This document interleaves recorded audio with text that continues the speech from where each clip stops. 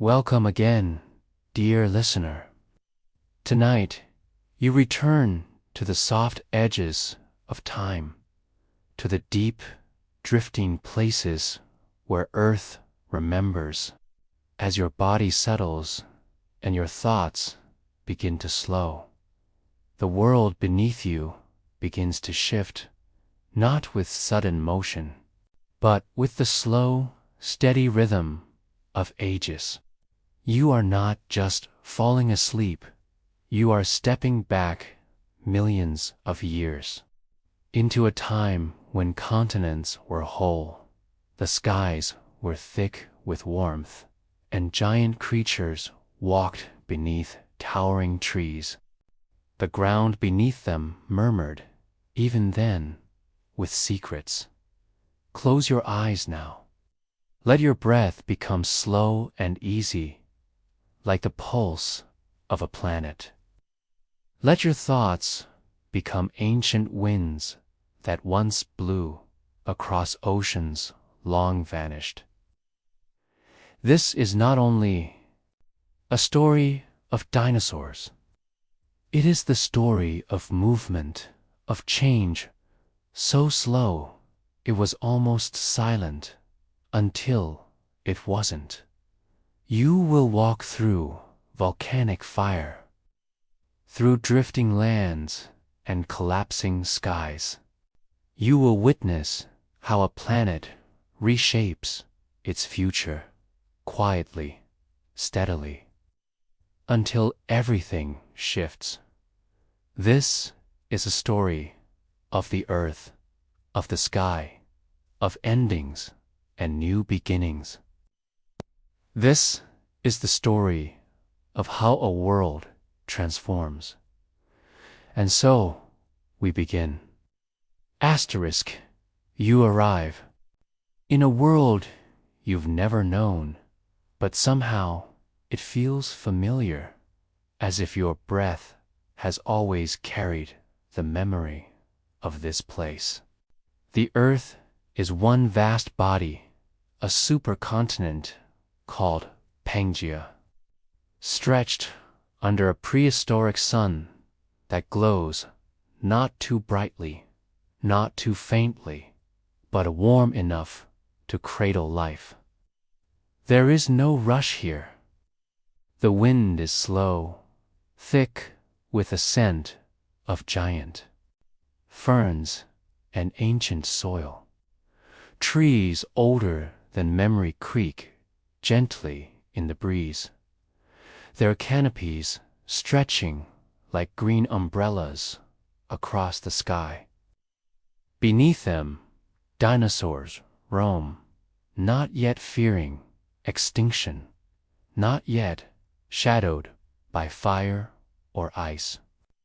They live in the rhythm of now, unaware that the ground beneath their feet is whispering a future they'll never see. You walk across this land in silence. The air hums softly, as if the world itself is breathing in its sleep. Immense, some the size of houses, their scales like armor, their movements heavy but unhurried. They drink from still lakes and sun themselves in meadows lined with cycads. The sky is open and unbroken. There are no snow caps, no continents. Pulling away, the earth feels held together. But you sense something deeper, not in the trees or the rivers, but in the soil.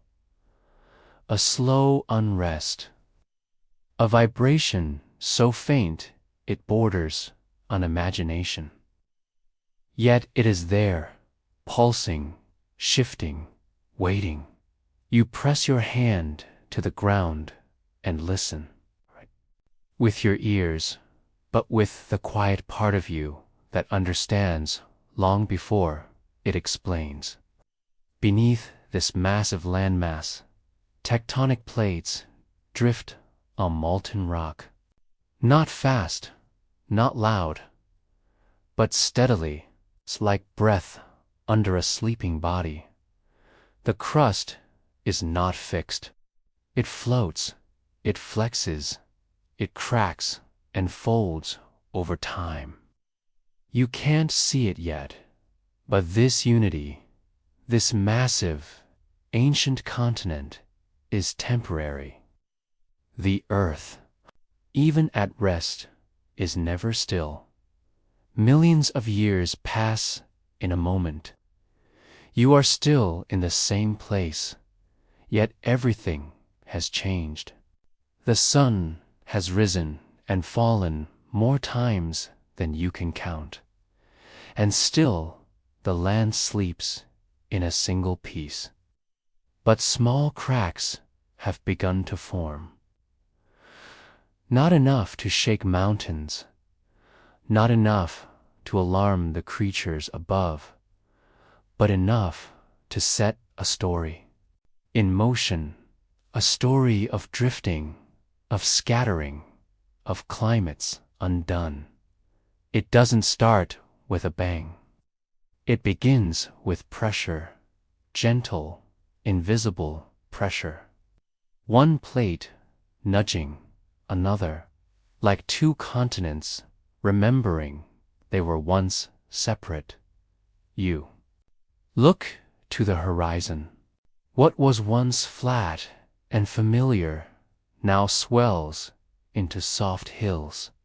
Mountains begin to rise, not in violence, but in patience. Their peaks are young, sharp, and hopeful.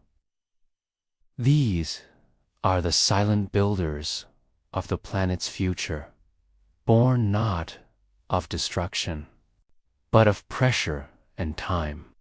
Below you, magma swells and pushes upward, breaking the crust into pieces so slowly that even centuries seem too brief to notice. But the earth notices. It always does. The ocean, too, is beginning to change. Water creeps into new spaces formed by splitting plates, forming shallow seas that flood ancient lowlands. Coastlines are no longer permanent. Where land once met sky, it now meets salt.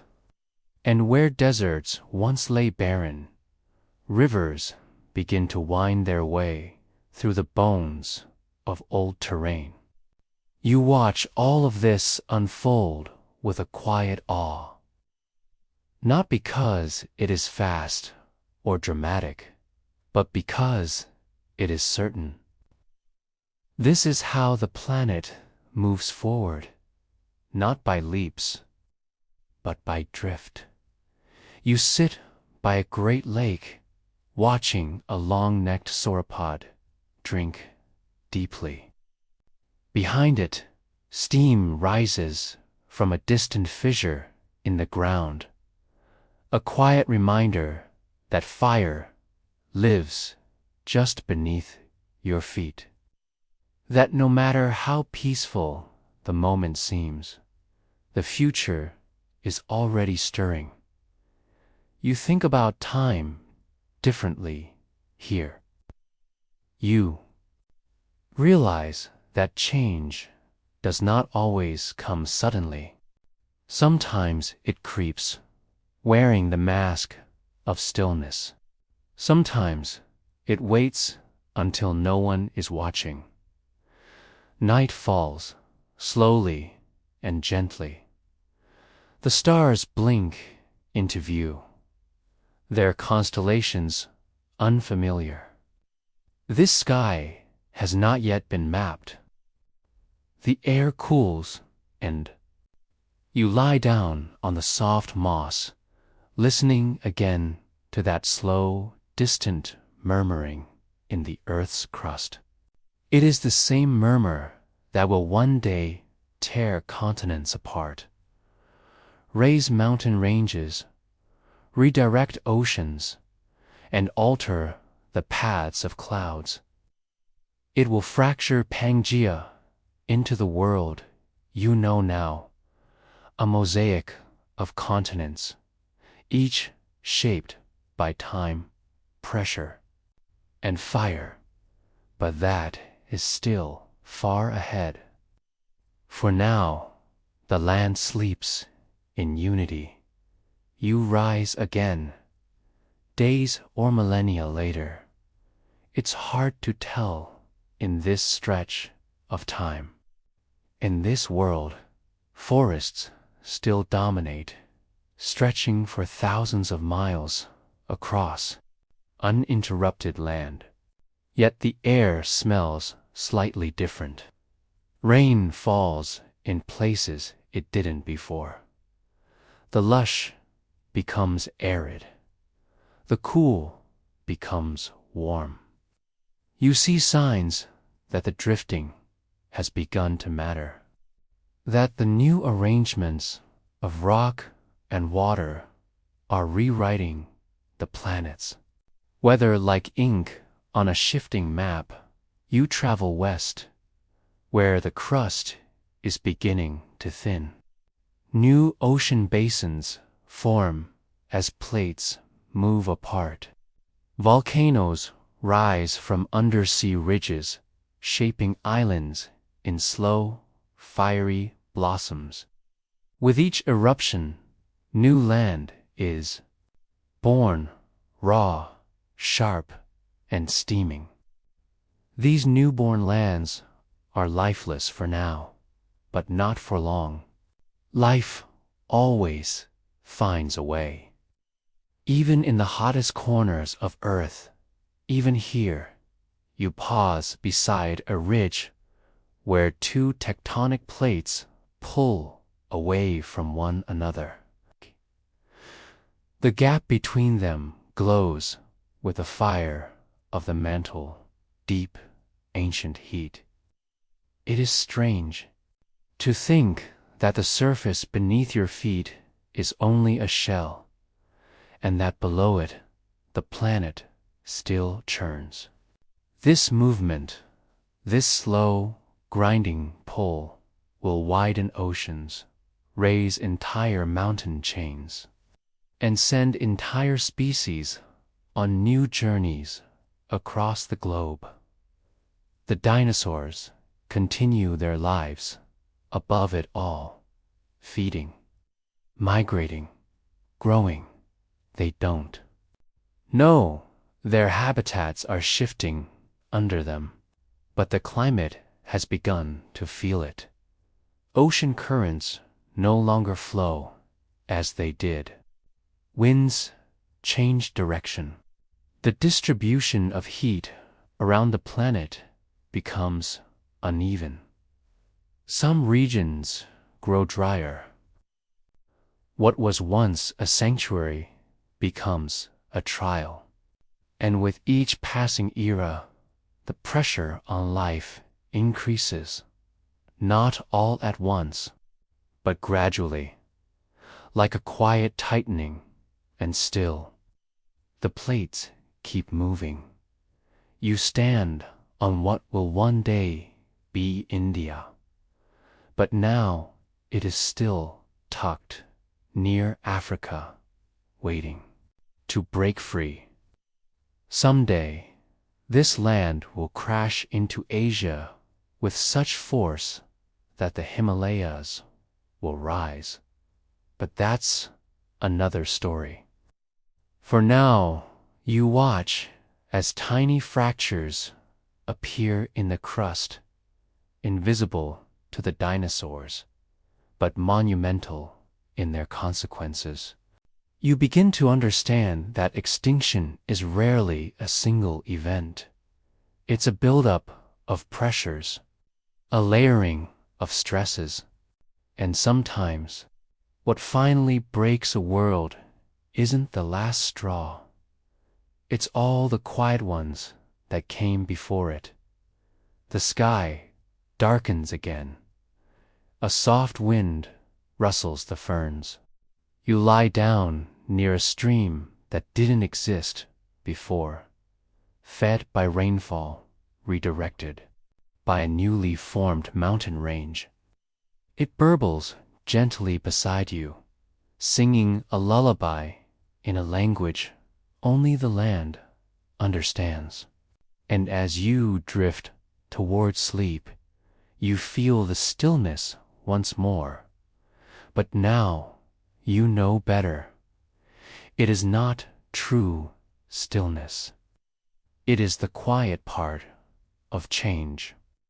The inhale before the earth begins its next sentence, and somewhere beneath your resting body, the world begins to wander. You awaken to the same prehistoric hush, but something has changed. The air still carries the scent of damp ferns and volcanic breath, but there's a tension beneath it now, like the moment before a sentence becomes sound. You sit by the stream that lulled you to sleep, its voice unchanged.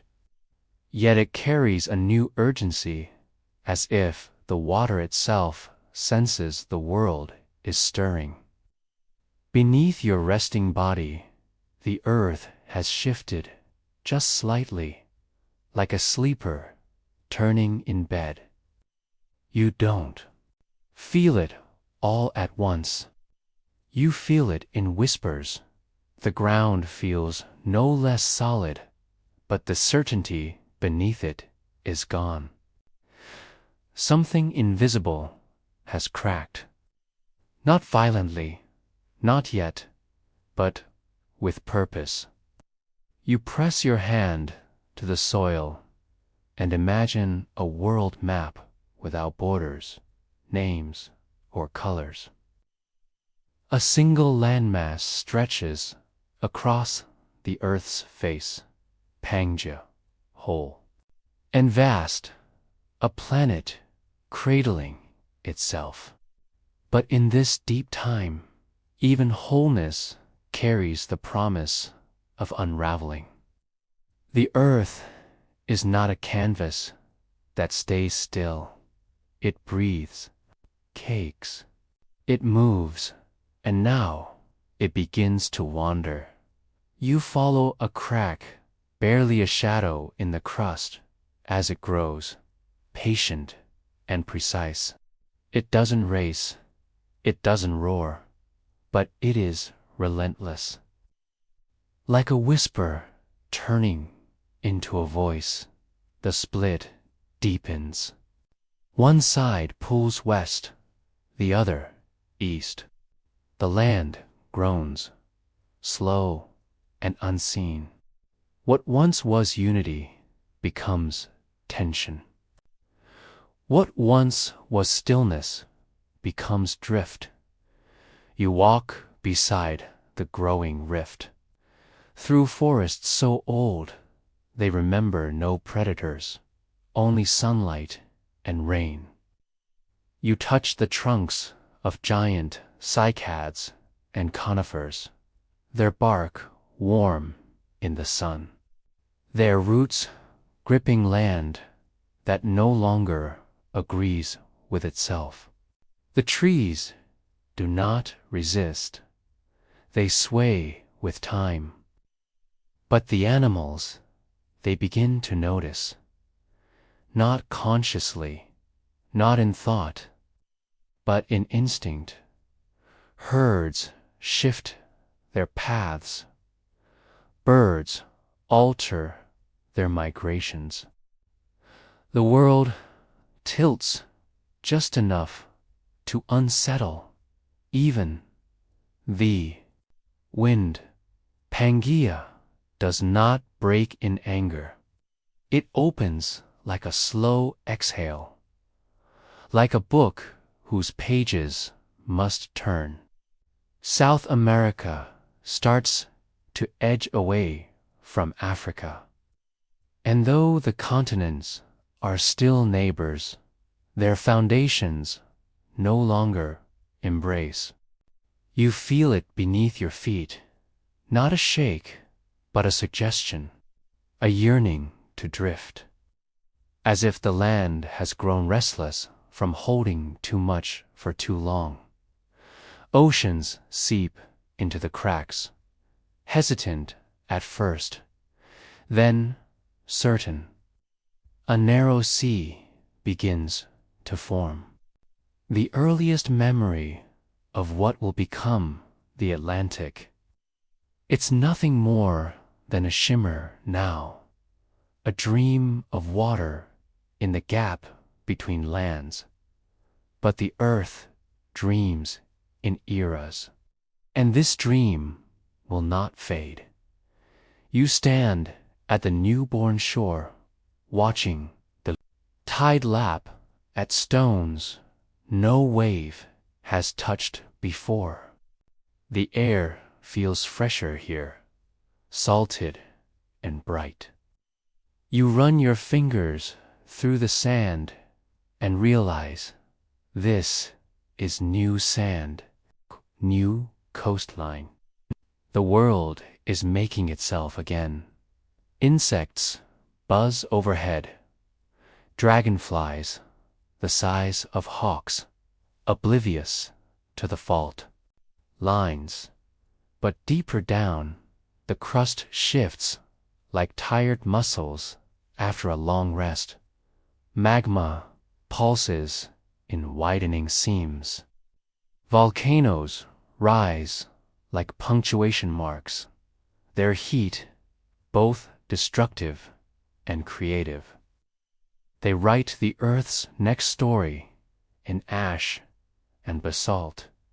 You climb a volcanic ridge and look back at the land. It's still whole from here, still vast and strong. But you know what hides beneath it, the unseen tension, the invisible drift. The long, slow goodbye between continents that once fit together like puzzle pieces. You wonder how the earth decides to let go. Is it simply a matter of pressure, of inevitability, or does it choose, like a mind grown wiser, to evolve through separation? The wind shifts. From the east, a scent of salt water arrives. Not strong yet, but unmistakable. You trace its source and find a widening inlet teeming with unfamiliar fish. Life rushes in where land retreats. Every crack becomes a cradle. Every drift a new invitation. Life doesn't resist. It adapts. Ferns give way to flowering plants, subtle and strange. Dinosaurs evolve feathers, not yet for flight, but for warmth, a silent preparation for futures even they cannot imagine. You see no fanfare, no revolution, just quiet iterations, just the soft unfolding of possibility. You follow a river that didn't exist 1,000,000 years ago. It carves its own story through soft rock, unaware that its course will one day define borders of countries that haven't yet been dreamed. You kneel beside it, and the water feels younger, more urgent. The pull of gravity is the same, but the path is new. That's how change works. It doesn't rewrite the rules, only the roots. Night falls. You build a fire from ancient wood and stare at the stars, which haven't changed. Not really. But their positions have, slightly, almost imperceptibly. The continents drift, and so do you. The sky, too, shifts in its own rhythm. a cosmic echo of Earth's slow dance. Above you, constellations move not in minutes, but in epochs. And yet, they move. You close your eyes and dream of continents as ships gliding on molten seas.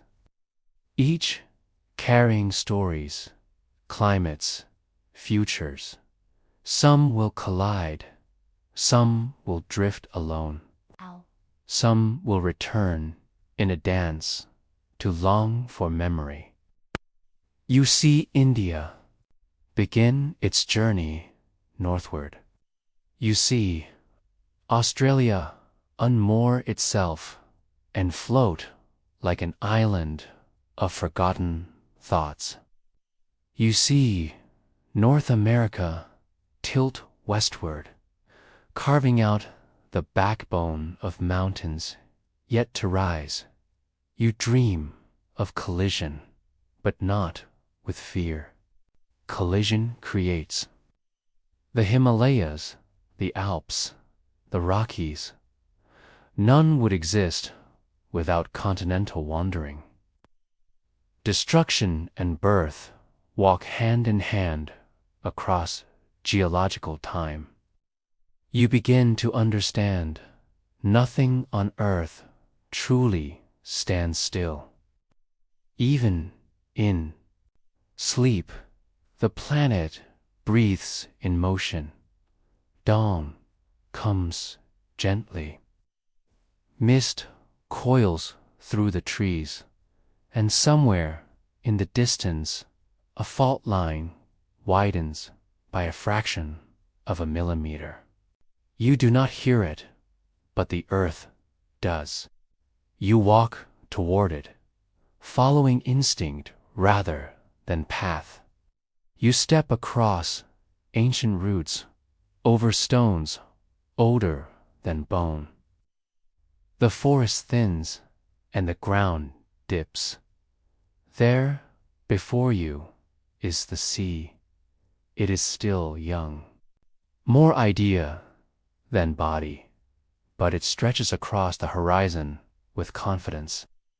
A new ocean born from an old wound. It murmurs at your feet, tasting the edges of the land.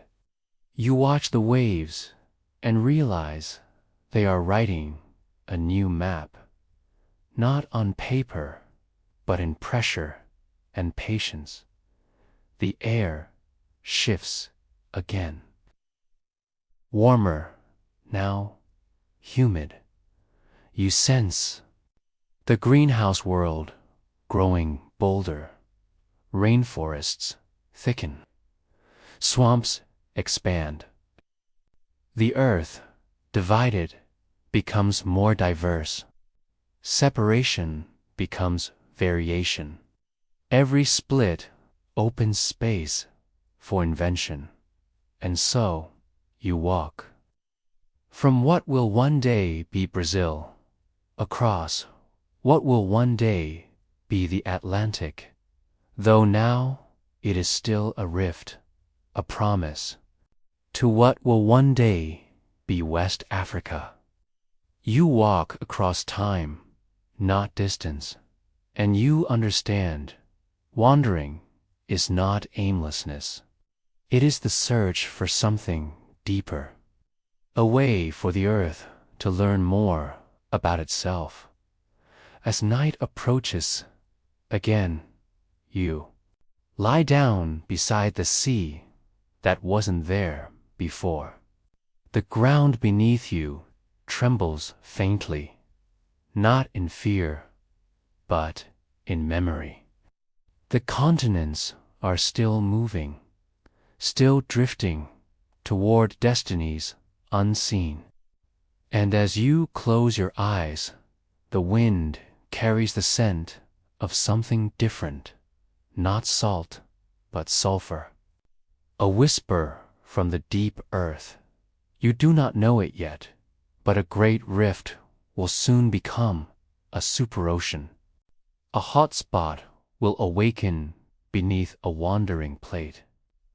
Volcanoes will rise again. Lava will spill into shallow seas. The earth, restless, will shape itself once more. And so, as you drift into sleep, you hear the land whisper, not of what has passed, but of what comes next. Asterisk, the scent of sulfur still lingers in the air as you wake. Though the sky is softer, now hued with pale grays and a faint silver light, the earth beneath you no longer trembles, but it shifts quietly, as if stretching in its sleep. You sit up, brushing away the fine dust of time, and look out over the newly born sea. It is shallow still, cradled between landmasses that haven't yet decided if they will embrace or retreat. The rift from last night is widening.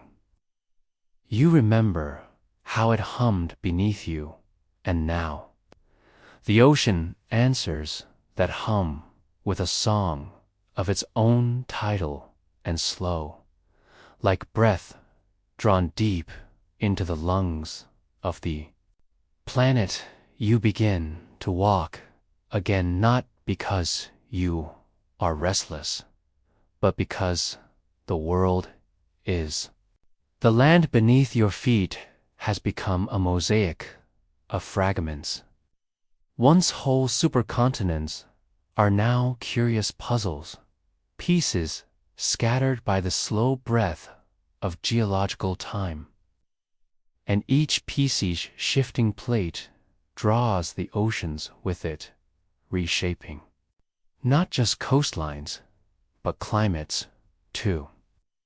You follow one such continent as it drifts northward, dragging with it a narrow channel of sea. You don't see it all at once, but something within you senses the scale. This is no small ripple. This, the redrawing of the Earth's bloodstream. Ocean currents are not just water, they are memory in motion. They carry warmth and cold like letters passed between hemispheres, carrying whispers from equator to pole and back again. When a continent moves, it does more than shuffle its place. On the map, rearranges the flow of time. A once tropical coast may suddenly chill. A frozen desert might awaken in bloom. Forests retreat where they once marched. Rain vanishes from places it once blessed, and floods rush into lands that never knew such water. But it happens not with storms or screams. It happens with silence. The climate changes, not in a war cry, but in a hushed dot. You reach the edge of a new shore, not marked by sand, but by fine layers of sediment. Here, tiny shells and ancient plankton have drifted down and settled over eons, forming pages in the Earth's diary. You kneel and touch the stone. In it, you can read the memory of oceans.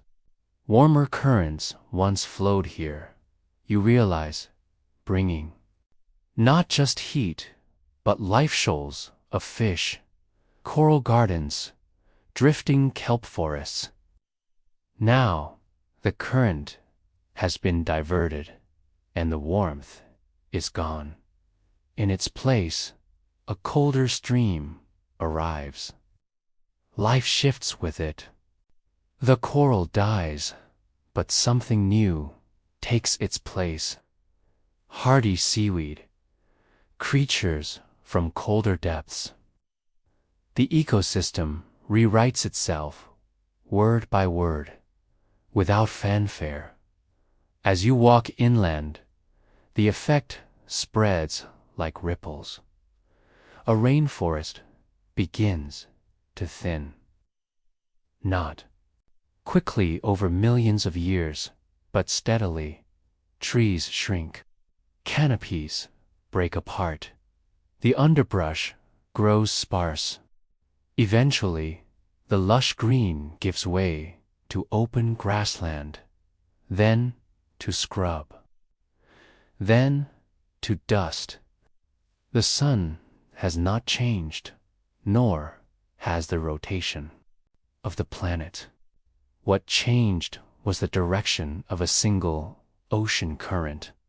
What changed was the breadth of the sea. You begin to understand the subtle power of placement.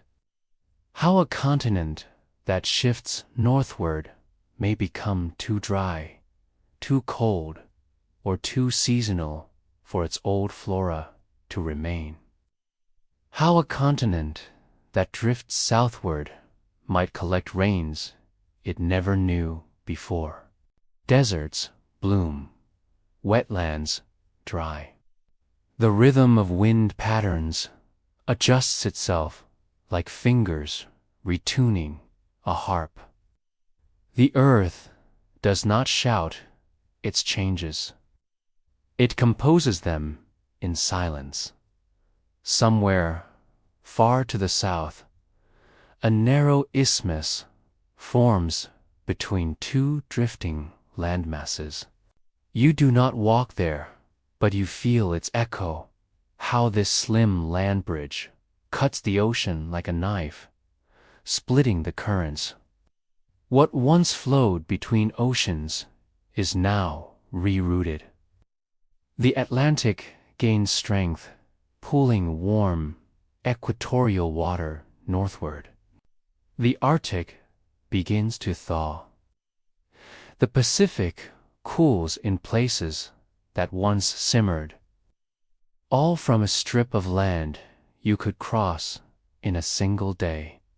The world is redrawn, not in miles, but in temperature gradients. What the land decides, the ocean obeys.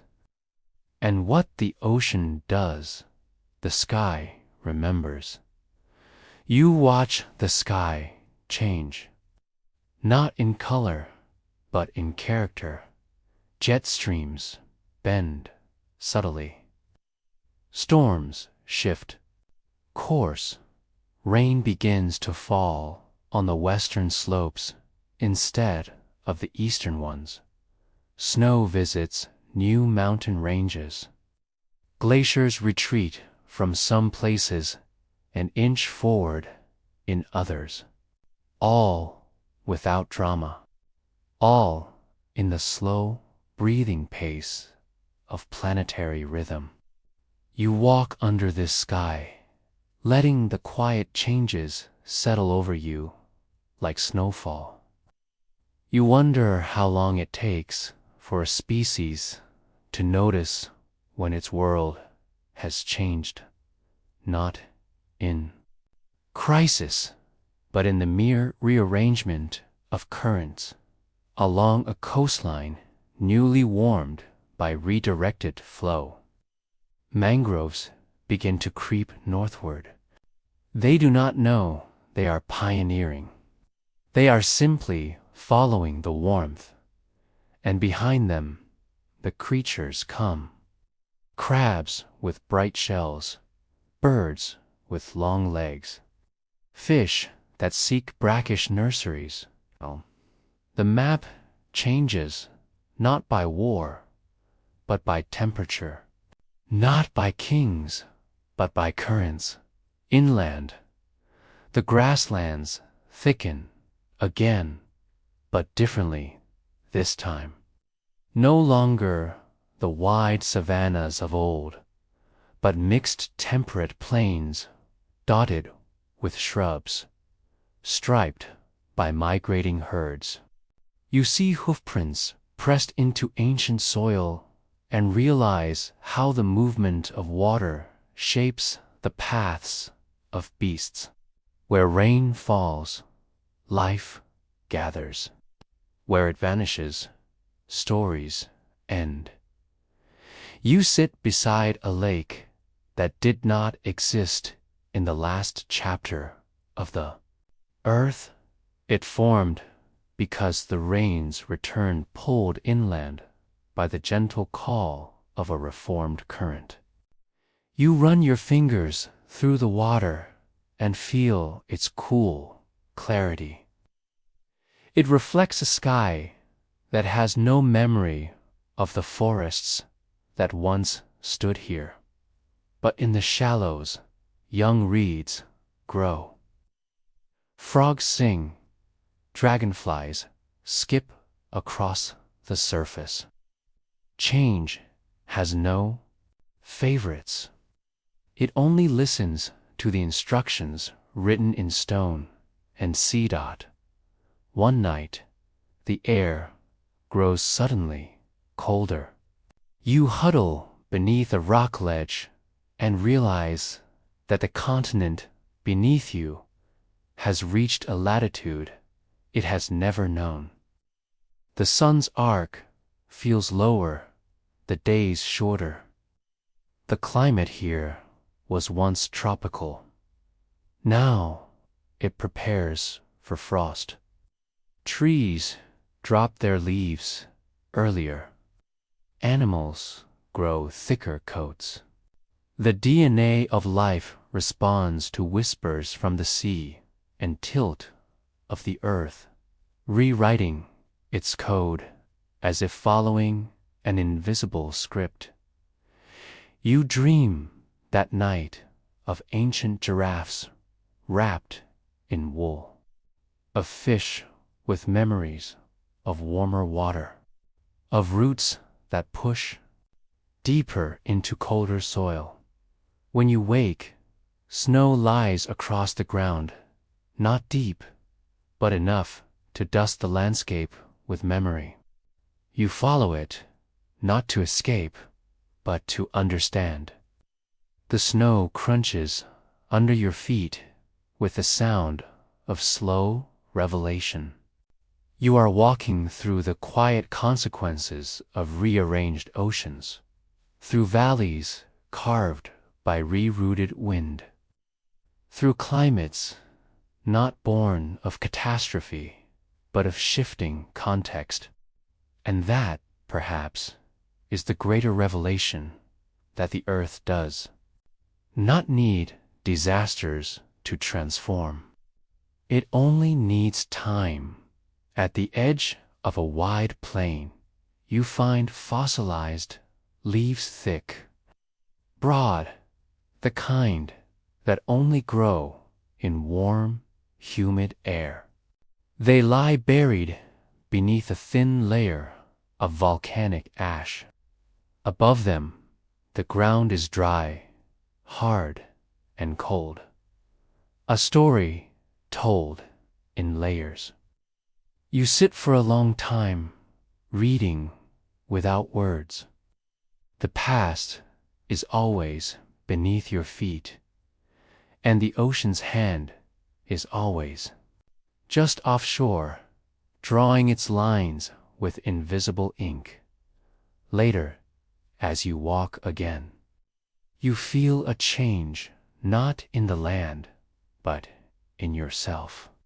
You begin to move with more care, more curiosity. The earth no longer feels like something beneath you, but beside you. A fellow traveler. You realize that you are learning not just about tectonics and currents, but about patience. About the kind of transformation that doesn't need urgency. You see how true change often arrives without announcement, without thunder or flame. It arrives when no one is looking, when continents shift and oceans follow. And then, one evening, you reach the edge of a sea, newly warmed a sea that didn't exist in the last chapter, but now pulses with life.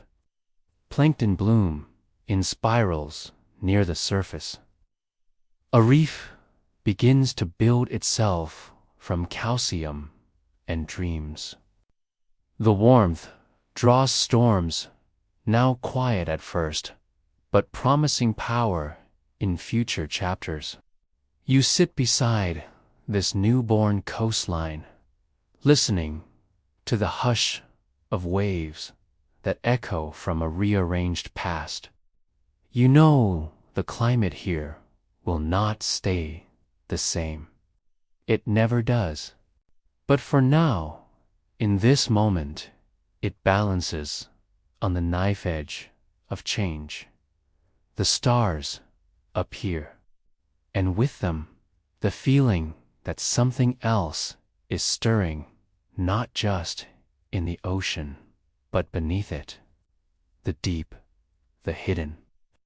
A force slower than current, but stronger than wind.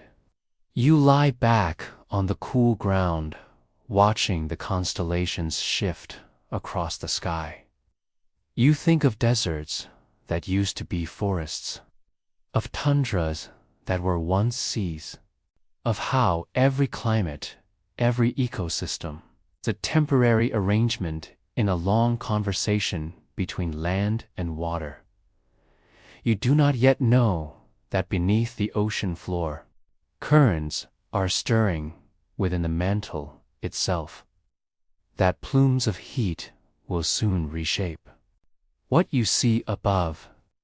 But the wind carries a different scent, now not sulfur, but something older, Earth's deep memory. It smells like stone before it melts, like pressure before it breaks. And though you are not afraid, you feel something vast beginning to rise. You close your eyes beside the coast that was not always here, and let the slow breath of the planet lull you into sleep. You understand now that climate is not merely weather. It is history in motion. It is the ocean's soft hand redrawing the map of life. And somewhere beneath your dreaming thoughts, heat begins to gather. You awaken to a new day, a new era. The scent of salt still lingers in the wind. Mountains have risen, seas have retreated, and what once lay beneath now climbs skyward. You walk among towering trees, their leaves broad and unfamiliar, their roots winding around rocks that were once ocean floor. And with every step, you sense something stirring, not just in the ground, but in the life around you. The dinosaurs are here, not as monsters from myth, but as survivors, learners, adapters. You see them move slowly, at first, cautious, uncertain as the land itself reconfigures beneath their claws. Once they ruled over warm, wet lands teeming with cycads and shallow rivers. Now, new plants rise, flowering, branching, releasing strange scents. The prey they once hunted vanishes into cooler valleys, and predators must learn again how to stalk, how to listen, how to live. You follow a herd of hadrosaurs migrating along what used to be a coastal plain. Their calls are soft and musical, echoing through forests that are not yet settled. They pause often, sniffing unfamiliar leaves, avoiding shadows where the air feels wrong. Their instincts carry echoes of a different world, a world that no longer exists. But they move on. That's what life does. It moves, it bends, it stretches toward survival. In the dappled light of early morning, you watch a pack of Dinosaurs testing their agility on uneven ground. They leap between twisted roots, their feathers catching the sun, their eyes alert. These hunters are smaller than you expected, more graceful than the books told you. Their intelligence is not in words, but in motion, in how they learn the new rhythm of this land, when to pounce, when to wait, when to trust silence. You lie in the tall grass beside a shallow stream and notice the water carries flecks of ash. Somewhere, far beyond the mountains, a volcano has stirred. The earth is still shifting beneath its skin, and the dinosaurs know. They sense it in their bones. You watch them lift their heads in unison, sniffing the air, and for a moment, everything is still. Then the wind changes, and they return to their lives, grazing, hunting, mating, as if the world has not begun to break apart. Adaptation is not heroic. It is not sudden. It is quiet. You see it in the way a beaked dinosaur nibbles at a new kind of fruit, then walks away unharmed. You see it in the way a mother hides her eggs beneath a different kind of tree, one with leaves that provide better cover. Each gesture is small, almost invisible, but together, they are the story of life continuing, of learning how to belong again. The climate is cooler now. The poles wear icy crowns, and the equator grows seasonally dry. This new environment does not care who ruled before. It makes room only for those who can listen, who can shift, who can evolve. And so, the dinosaurs become many things. Swimmers, flyers, grazers, runners. No longer just giants, but diverse. Beings wearing the language of adaptation across their skin. You walk alongside them through time, watching feathers grow longer, watching snouts shorten, watching wings emerge, not for flight, but for balance, for courtship, for warmth. The body rewrites itself across generations, whispering to the future through bones and DNA. And all the while, the earth murmurs in tectonic tongues, raising islands, breaking continents, stirring magma beneath the crust.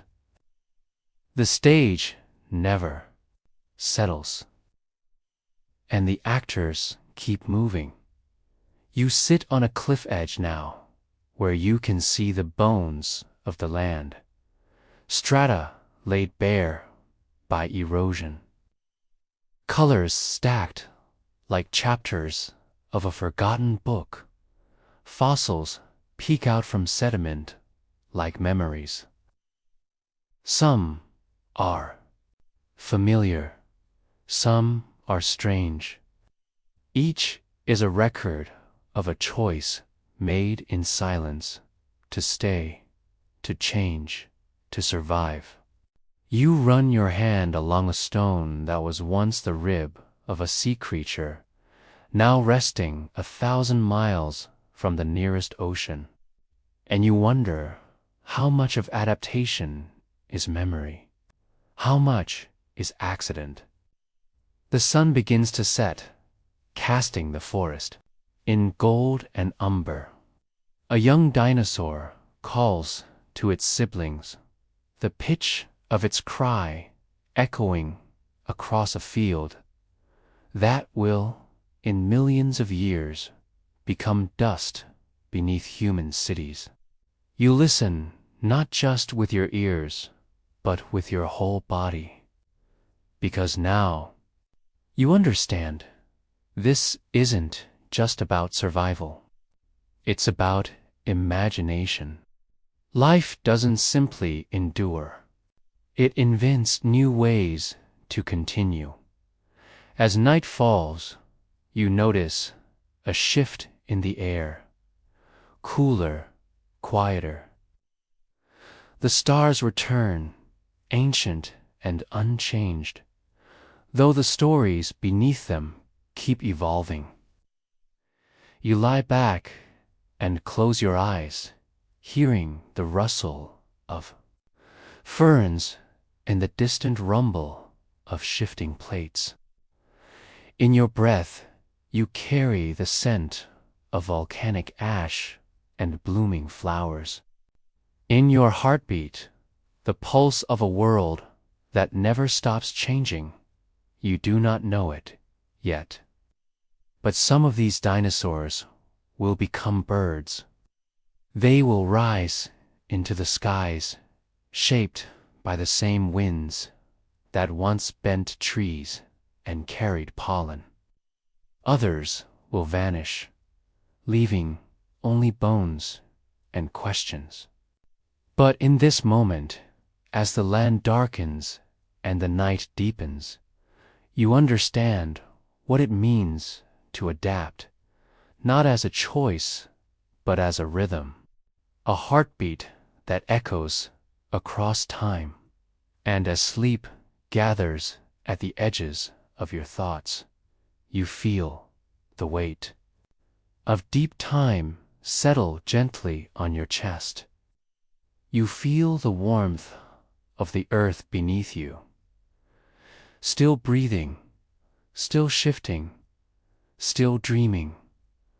Somewhere beyond the horizon, a meteor waits. But for now, the world holds its breath.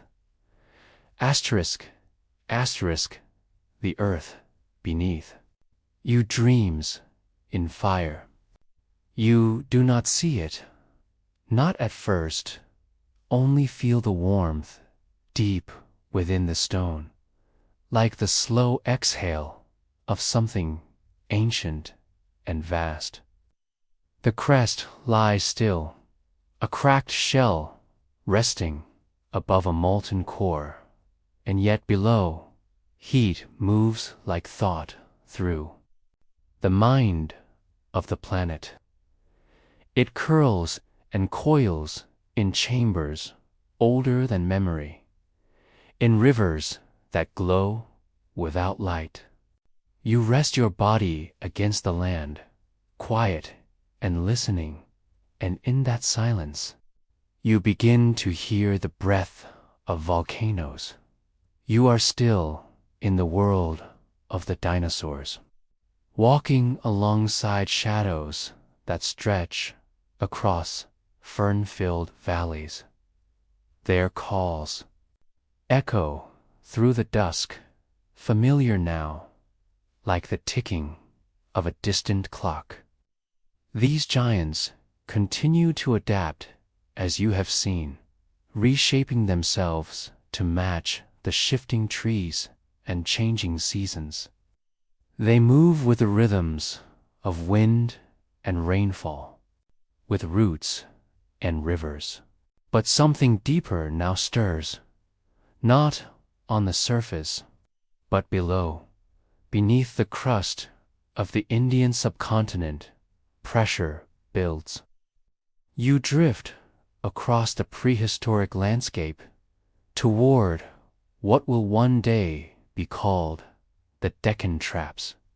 Here, the Earth begins to pulse, not in sudden explosions, but in great, slow sighs of fire. Magma, rich with minerals and memory, rises from the mantle and breaks through the surface in flood basalts, not once, but again and again over thousands of years. You watch as the land itself splits and opens like a wound that cannot close. Lava pours in waves, covering forests, hills, and rivers in sheets of glowing stone. This is no single eruption, no mountain cone shooting sparks into the sky. This is a landscape unraveling, volcanic activity on a scale that swallows time, pulses that last hundreds of thousands of years. You walk along the fresh stone, still hot beneath your feet, watching as the atmosphere fills with ash and sulfur. The air becomes heavier, denser. It tastes metallic. The light dims, not because the sun has set, but because the sky is changing. And yet, life does not stop. Not at once. You see dinosaurs standing in the orange haze, confused but unmoved. They graze on what plants remain, unaware of the change beginning in their blood and lungs. The heat does not kill them quickly, but slowly alters everything around them: water, air, plant, chemistry. As the eruptions continue, carbon dioxide fills the sky, and global temperatures begin to climb. You imagine the world as a vast breathing body, and the Deccan Traps as its fever. The Earth exhales gases into the air: carbon dioxide, sulfur dioxide, methane, and with each exhale, the balance of life shifts slightly. The oceans warm, rain becomes acid, plants grow differently, and some fail to grow at all. Across the planet, ecosystems strain under the weight of this invisible heat. Still, the dinosaurs endure. Their scales grow thicker, their instincts sharpen. Some migrate farther, sensing danger without understanding it. Others nest in higher ground, where the air feels easier to breathe. You witness their resilience, just as you did in the chapter before. But now you see how even resilience has its limits. The Deccan Traps stretch across the land like the breath marks of a sleeping dragon. You see the lava flows preserved in layers, each one a chapter in the Earth's deep autobiography. Some scientists, you recall, will one day debate whether this volcanic activity alone could have brought about extinction. They will examine the timing, the gases, the fossils. But you are here now, and you feel that this fire is not the end, only a harbinger. The earth beneath you dreams in fire. You do not see it, Not at first. Only feel the warmth deep within the stone, like the slow exhale of something ancient and vast. The crust lies still, a cracked shell resting above a molten core, and yet, below, heat moves like thought through the mind of the planet. It curls and coils in chambers older than memory, in rivers that glow without light. You rest your body against the land, quiet and listening. And in that silence, you begin to hear the breath of volcanoes. You are still in the world of the dinosaurs, walking alongside shadows that stretch across fern-filled valleys. Their calls echo through the dusk, familiar now, like the ticking of a distant clock. These giants continue to adapt, as you have seen, reshaping themselves to match the shifting trees and changing seasons. They move with the rhythms of wind and rainfall, with roots and rivers. But something deeper now stirs, not on the surface, but below, beneath the crust of the Indian subcontinent. Pressure builds. You drift across the prehistoric landscape toward what will one day be called the Deccan Traps. Here, the earth begins to pulse, not in sudden explosions, but in great, slow sighs of fire.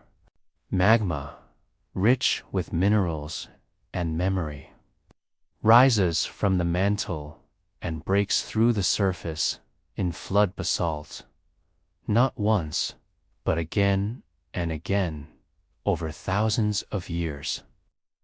You watch as the land itself splits and opens, like a wound that cannot close.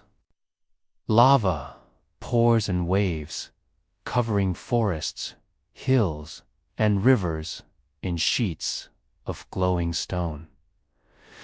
This is no single eruption, no mountain cone shooting sparks into the sky. This is a landscape unraveling, volcanic activity on a scale that swallows time, pulses that last hundreds of thousands of years. You walk along the fresh stone, still hot beneath your feet, watching as the atmosphere fills with ash and sulfur. The air becomes heavier, denser. It tastes metallic. The light dims, not because the sun has set, but because the sky is changing. And yet, life does not stop. Not at once. You see dinosaurs standing in the orange haze, confused but unmoved. They graze on what plants remain, unaware of the change beginning in their blood and lungs. The heat does not kill them quickly, but slowly alters everything around them: water, air, plant chemistry. As the eruptions continue, carbon dioxide fills the sky, and global temperatures begin to climb. You imagine the world as a vast breathing body, and the Deccan Traps as its fever. The earth exhales gases into the air: carbon dioxide, sulfur dioxide, methane, and with each exhale, the balance of life shifts slightly. The oceans warm, rain becomes acid, plants grow differently, and some fail to grow at all. Across the planet, ecosystems strain, under the weight of this invisible heat. Still, the dinosaurs endure. Their scales grow thicker, their instincts sharpen. Some migrate farther, sensing danger without understanding it. Others nest in higher ground, where the air feels easier to breathe. You witness their resilience, just as you did in the chapter before. But now you see how even resilience has its limits. The Deccan traps stretch across the land like the breath marks of a sleeping dragon.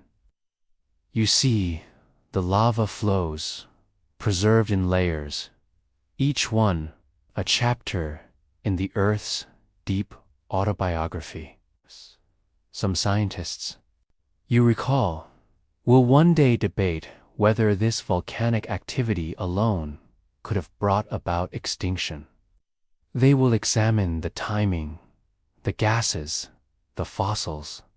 But you are here now, and you feel that this fire is not the end, only a harbinger, asterisk, asterisk, in the soft dark.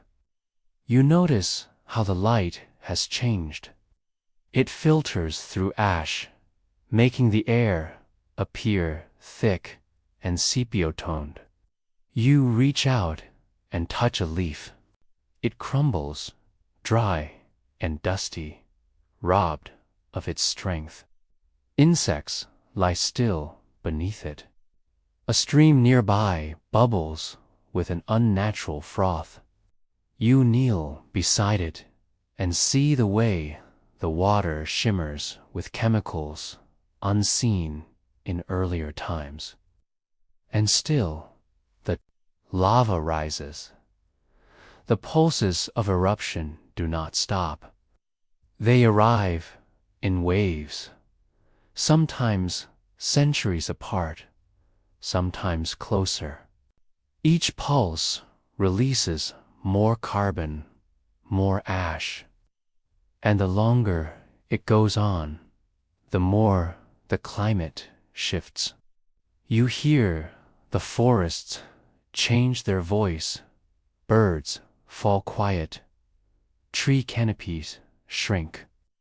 The balance that once held this ecosystem steady now trembles. Farther north, glaciers begin to melt. Rainfall patterns stutter. The ocean currents slow. You know these changes intimately now, the gentle shifts in balance that ripple outward and become storms, droughts, migrations. But this is not a storm of wind. It is a storm of stone, and yet it is still not the end. You rest on a warm, black rock, cooled from a recent flow. Around you, the world is hushed. The dinosaurs, while fewer, still roam. You see smaller ones now, feathers starting to edge their limbs, reminders of evolution still at work. The earth has not stopped dreaming. Even as it burns, it builds. You close your eyes and imagine the earth's layers, crust, mantle, core, each with its own story. The molten interior is not chaos, but choreography. Heat moves in cycles, creating pressure, lifting rock, building mountains, and cracking open valleys. Plate tectonics is not violence, but music played in a key too deep for human ears. And in that music, something new stirs. You sense it before you see it. The pressure of something else approaching. Not from below, but from above. It waits, quiet, beyond the edge of the atmosphere. But for now, the Earth continues to burn itself open. The Deccan traps widen, lava continues to spill, and the sky grows thicker with each breath. You rise and walk among the new rock, still steaming at its edges. You see fossilized ferns turn to stone. Dragonflies, too heavy to fly now, lie folded in the sediment. You think of the cycles you've walked through, of continents drifting, of climates reshaping, of life adapting. And now you see how even the Earth's internal breath, its fire, can push life toward a precipice. But not yet. Not fully. You take one more breath. The air is heavy, but you are used to it now. And as you watch the horizon shimmer with heat, you feel it. The Earth holds its breath again, and somewhere, unseen, a shadow begins its descent. Asterisk, asterisk, you do not see the moment the light begins to fade. It happens slowly, a little more each day, like a candle burning low in a vast cathedral of trees and skies. The ash lingers from the volcanic breath of the Deccan traps, drifting upward and finally everywhere. You wake beneath a veil, not of night, but of dusk that never quite lifts. The clouds that once brought rain now carry soot, and though the sun still rises, it no longer reaches the Earth with the same clarity. It glows like an ember behind stained glass, distant, uncertain. You feel the change before you can name it. Leaves no longer unfurl with their usual boldness. Ferns, once lush and reaching, curl inward as if to shield themselves. The forest dims not just in color but in sound. The buzzing of insects fades, bird calls become sparse, and even the footsteps of giants seem hesitant. The air is thicker now, harder to draw in. You taste ash on your tongue. The plants, as always, are the first to speak of trouble. But their voices are not loud. They simply stop growing. Photosynthesis slows, strangled by the curtain of dust and particles in the sky. With less sunlight, the engines of life falter. Trees no longer stretch as high, and the underbrush becomes patchy and pale.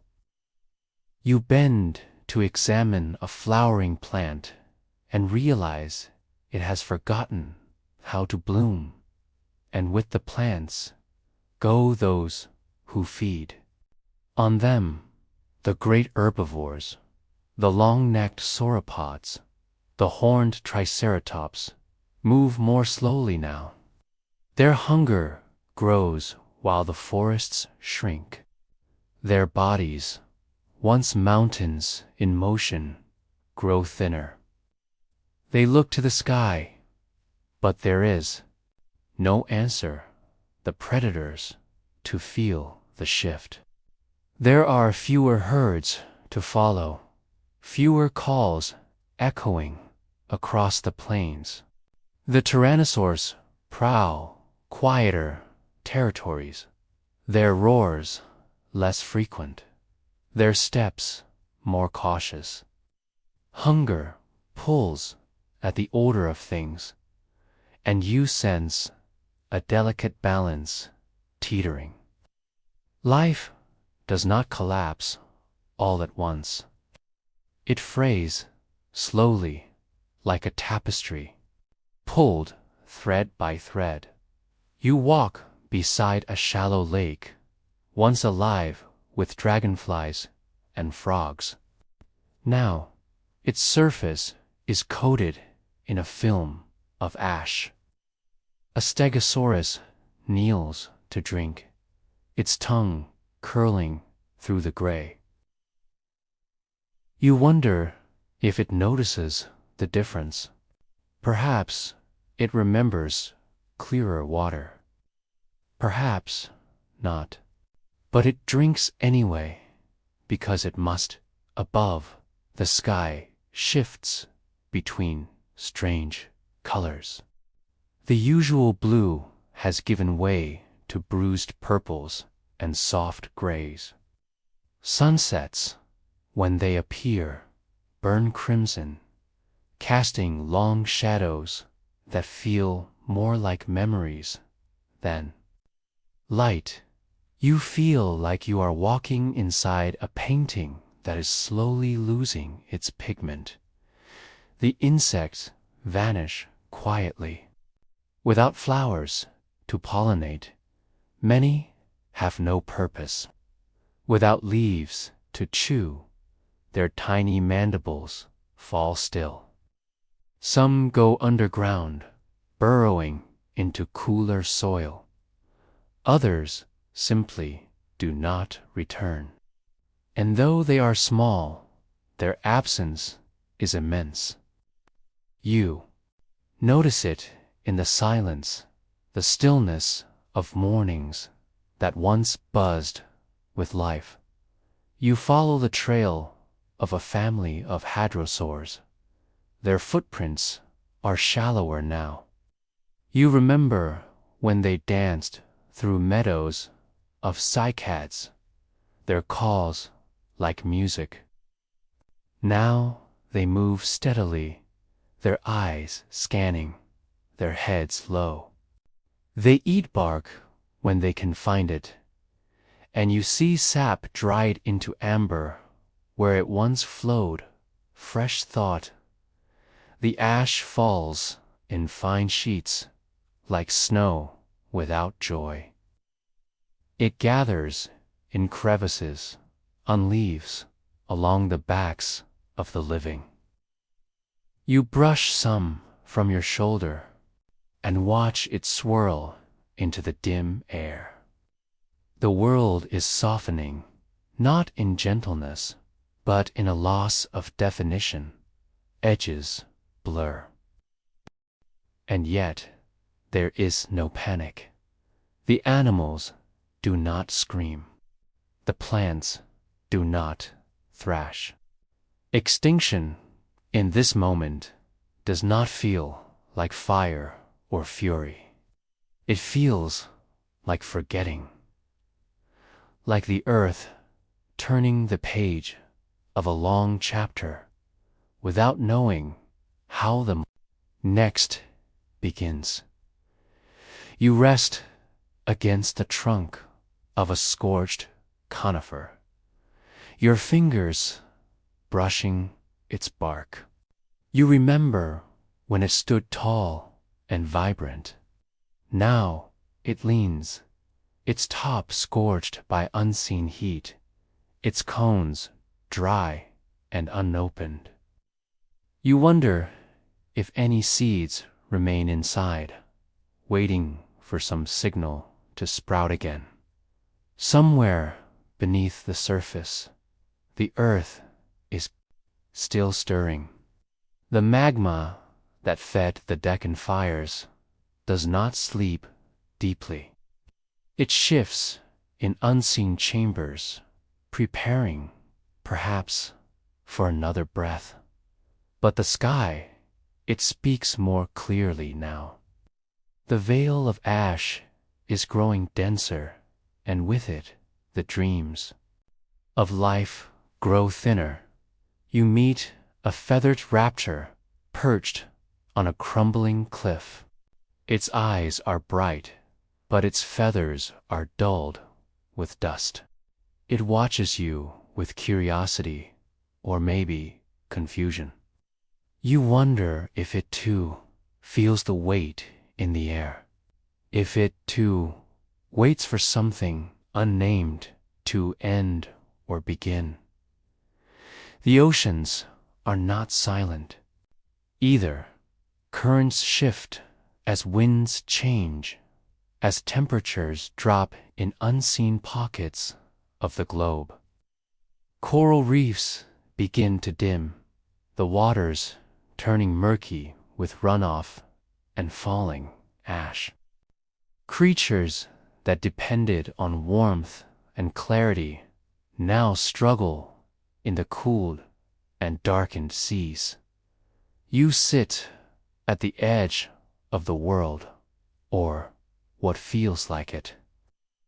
The horizon no longer stretches with promise, but with haze. You try to recall the stars, but they have not visited in many nights. You wonder if they still exist beyond the veil, and still life continues. Tiny shoots push through ash-crusted soil. Beetles chew through bark, making hidden maps. Birds, or things that will become birds, call out into the dimness, their voices thin but determined. You marvel at their persistence, but for every sign of endurance, there is a shadow. You step over the bones of a fallen ceratopsian, half buried in silt. Its crest is cracked, its body hollowed by time. It becomes a story told only by its absence. You close your eyes and listen, not to the thunder of feet or the call of giant creatures, but to something softer, the hush between breaths, the slow exhale of a planet adjusting. You hear the earth not in motion, but in waiting. The darkening continues.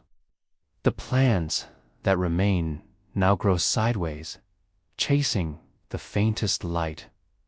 Rivers slow, not from drought, but from chill. Even the wind seems to carry less, and somewhere inside, you feel the pause, as if the planet itself stands on the edge of a question. You do not know what it is, but you feel it stirring.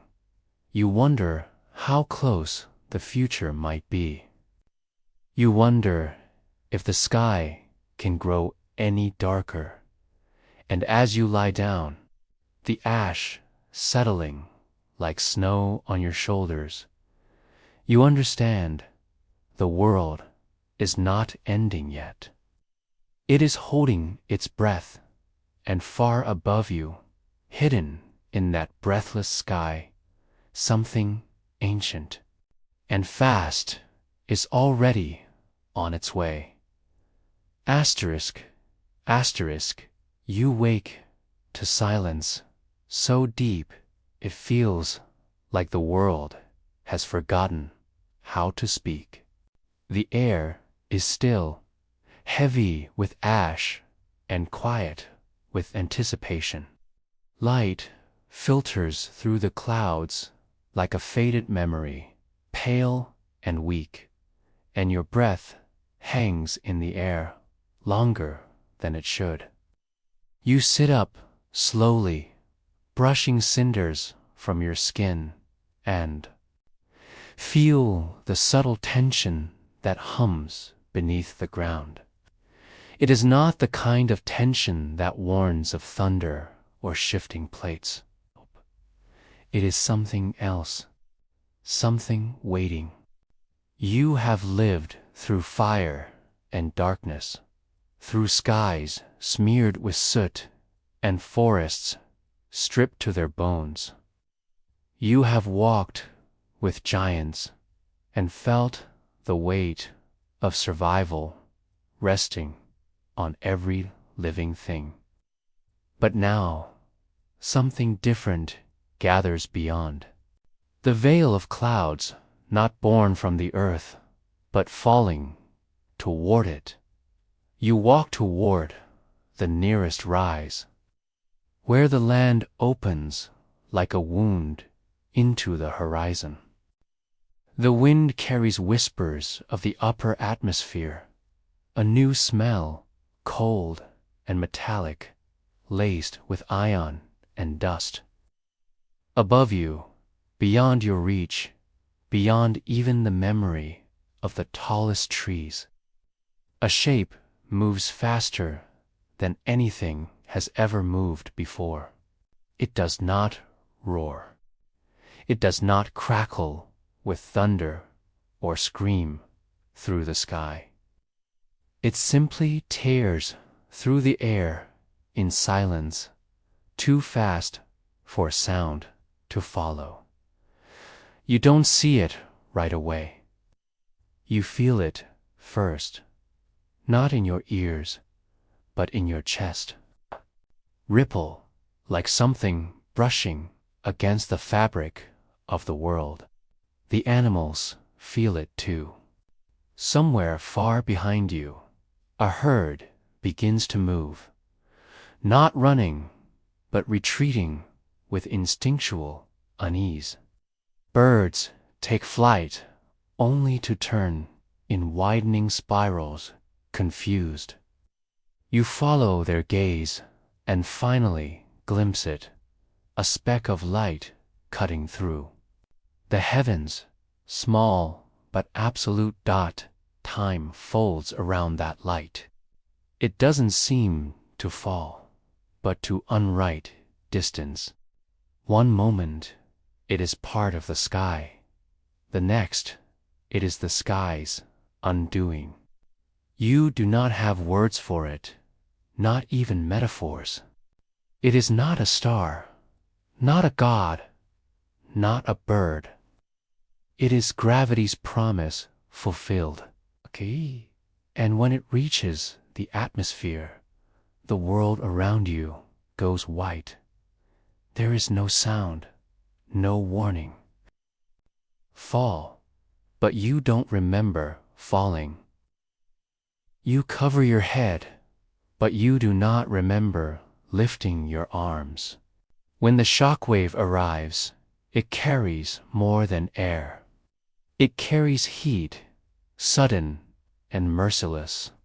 Trees around you bend backward, snap, and ignite in a breath.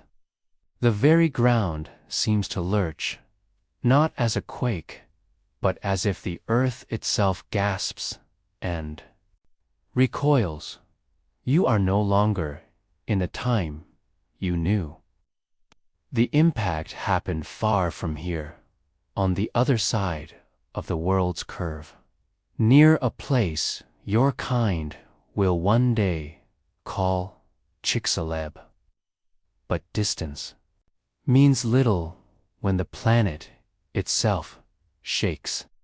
Oceans rise as if pulled by invisible hands. Winds scream with the fury of displaced heat. Fires start not where the object fell, but everywhere the sky turned to flame. You stand. Not because it is safe, but because something in you needs to witness, needs to remember. The sky that was once dark with ash is now streaked with light.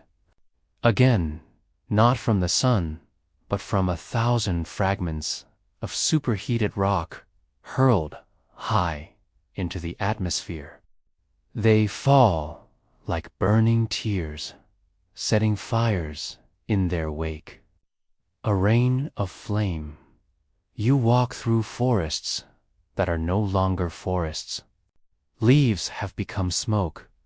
Trunks are blackened shadows of what they once were. You step over the curled forms of creatures you do not recognize. Some seem to have fallen mid-step, their eyes still open, as if caught between confusion and silence. Others lie buried in layers of soot and debris. The beginning of fossils, yet to be named. The noise has come now, not from the impact itself, but from everything that follows. It is not a single sound, but an endless roar made from every cracking tree, every collapsing cave, every wave crashing upon shores reshaped in an instant. The air carries it all, heavy and hot, and your ears ring with the sound of a world unmade. You move toward higher ground, instinct, hope, or maybe just ritual. Every step feels slow, as if time itself has thickened. The sky is no longer just dark, it is bruised, purple, and sickly. Lit from within by streaks of fire still falling from the heavens. You pause at the edge of a ridge and look down. Where once a river ran, there is only steam and shattered stone. The heat has boiled it dry. You see creatures gathering at what used to be a water source, not to drink, but to stand, to wait. Some blink slowly, as if unsure they are awake. Others sway as though caught in dreams. A few call out, low and soft, to companions who no longer answer. The silence between them is more unbearable than any roar. You want to speak, to tell them what is happening, but there are no words for this kind of unraveling. Far away, clouds begin to churn with unnatural colors. The blast has launched dust, sulfur, and vapor high into the stratosphere, where they spread like ink in water. Light passes through, but no warmth comes with it. The sun flickers behind veils of debris, dimming into a ghost of itself. And the temperature falls, not in sharp drops, but in slow, insidious degrees. The fires burn, but the world begins to cool. You huddle against a fallen tree, still warm from the wave of heat. Around you, insects crawl from hidden places, drawn by instinct. And confusion, you wonder what they sense. If they, too, know the rhythm has changed. That the long breath of the earth has become a cough. The days that follow do not feel like days. Time has become thick and slow, full of ash and aching light. The sky remains strange, a kaleidoscope of dust and dying color.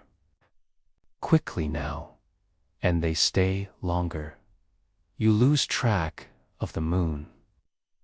Even sound seems to travel shorter distances, muffled by the haze. You walk, because movement is the only thing that connects you to the past.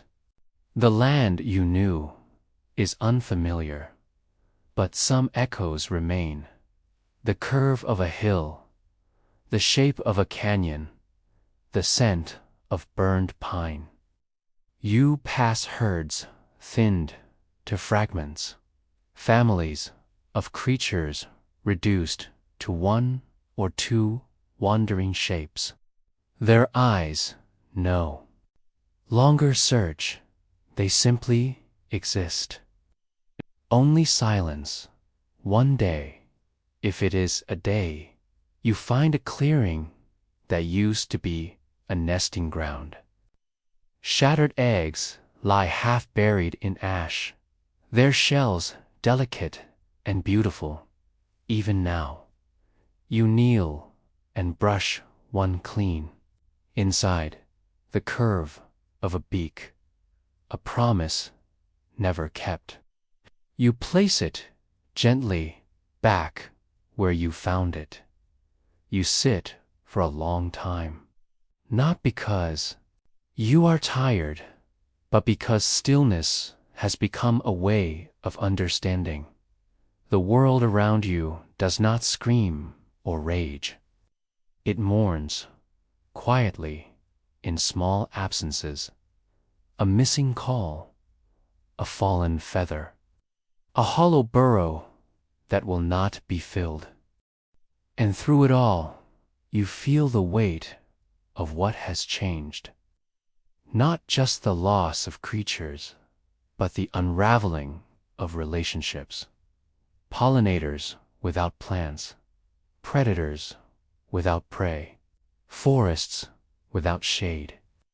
The connections that once made life possible are fraying, and the air carries the scent of endings, but not all at once. The fall is slow.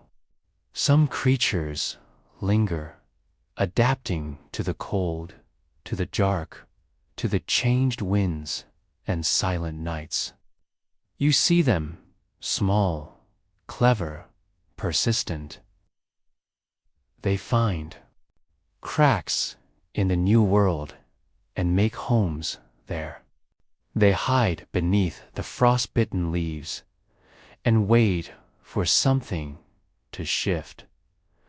And you watch, not as a bystander, but as memory, as a witness. You are not above this world. You are within it. A thread in the unraveling. You don't see the dinosaurs fall. You feel them disappear. First in absence, then in echo, then in silence so complete it hums. And as the fires dim and the sky thickens into night once more, you lie back on the cracked earth. Ash floats around you like snow. Somewhere in the distance, a lone call, not hopeful but persistent. And you close your eyes, knowing that even endings make way for something new, but not yet, not here. You drift into sleep beneath a sky that no longer remembers the sun. You feel the cold settle gently against your skin, and as your breath slows, you wonder, what does the earth dream now in this strange new darkness? Asterisk, asterisk, asterisk. You wake to a world that no longer remembers how to shine. There is no dawn, only a soft grayness that presses against your skin like damp wool. The light does not rise. It lingers low, diffused by a sky layered thick with dust. What once was color is now shadow. What once was heat is now stillness. You move carefully through this half-light where nothing casts a clear shadow. And everything feels as though it has forgotten its place in the sun. The air has changed. It is dry, but carries a bitter tang, as if the sky itself has burned and left its smoke in the wind. You taste it in every breath, this slow decay of brightness. Ash still drifts like a fine snowfall, blanketing leaves that have long since stopped their reaching. You kneel beside a patch of ground that once held green. Oh, it is gray and brittle, the shapes of ferns outlined only in soot dot. The silence deepens, not the silence of night, where creatures rustle and call, but a silence of vacancy, of things no longer stirring. You hear no insects buzzing, no wings flapping, no branches bending under weight. Even the rivers flow more slowly. Now their waters dim and cold, reflecting the sullen light above.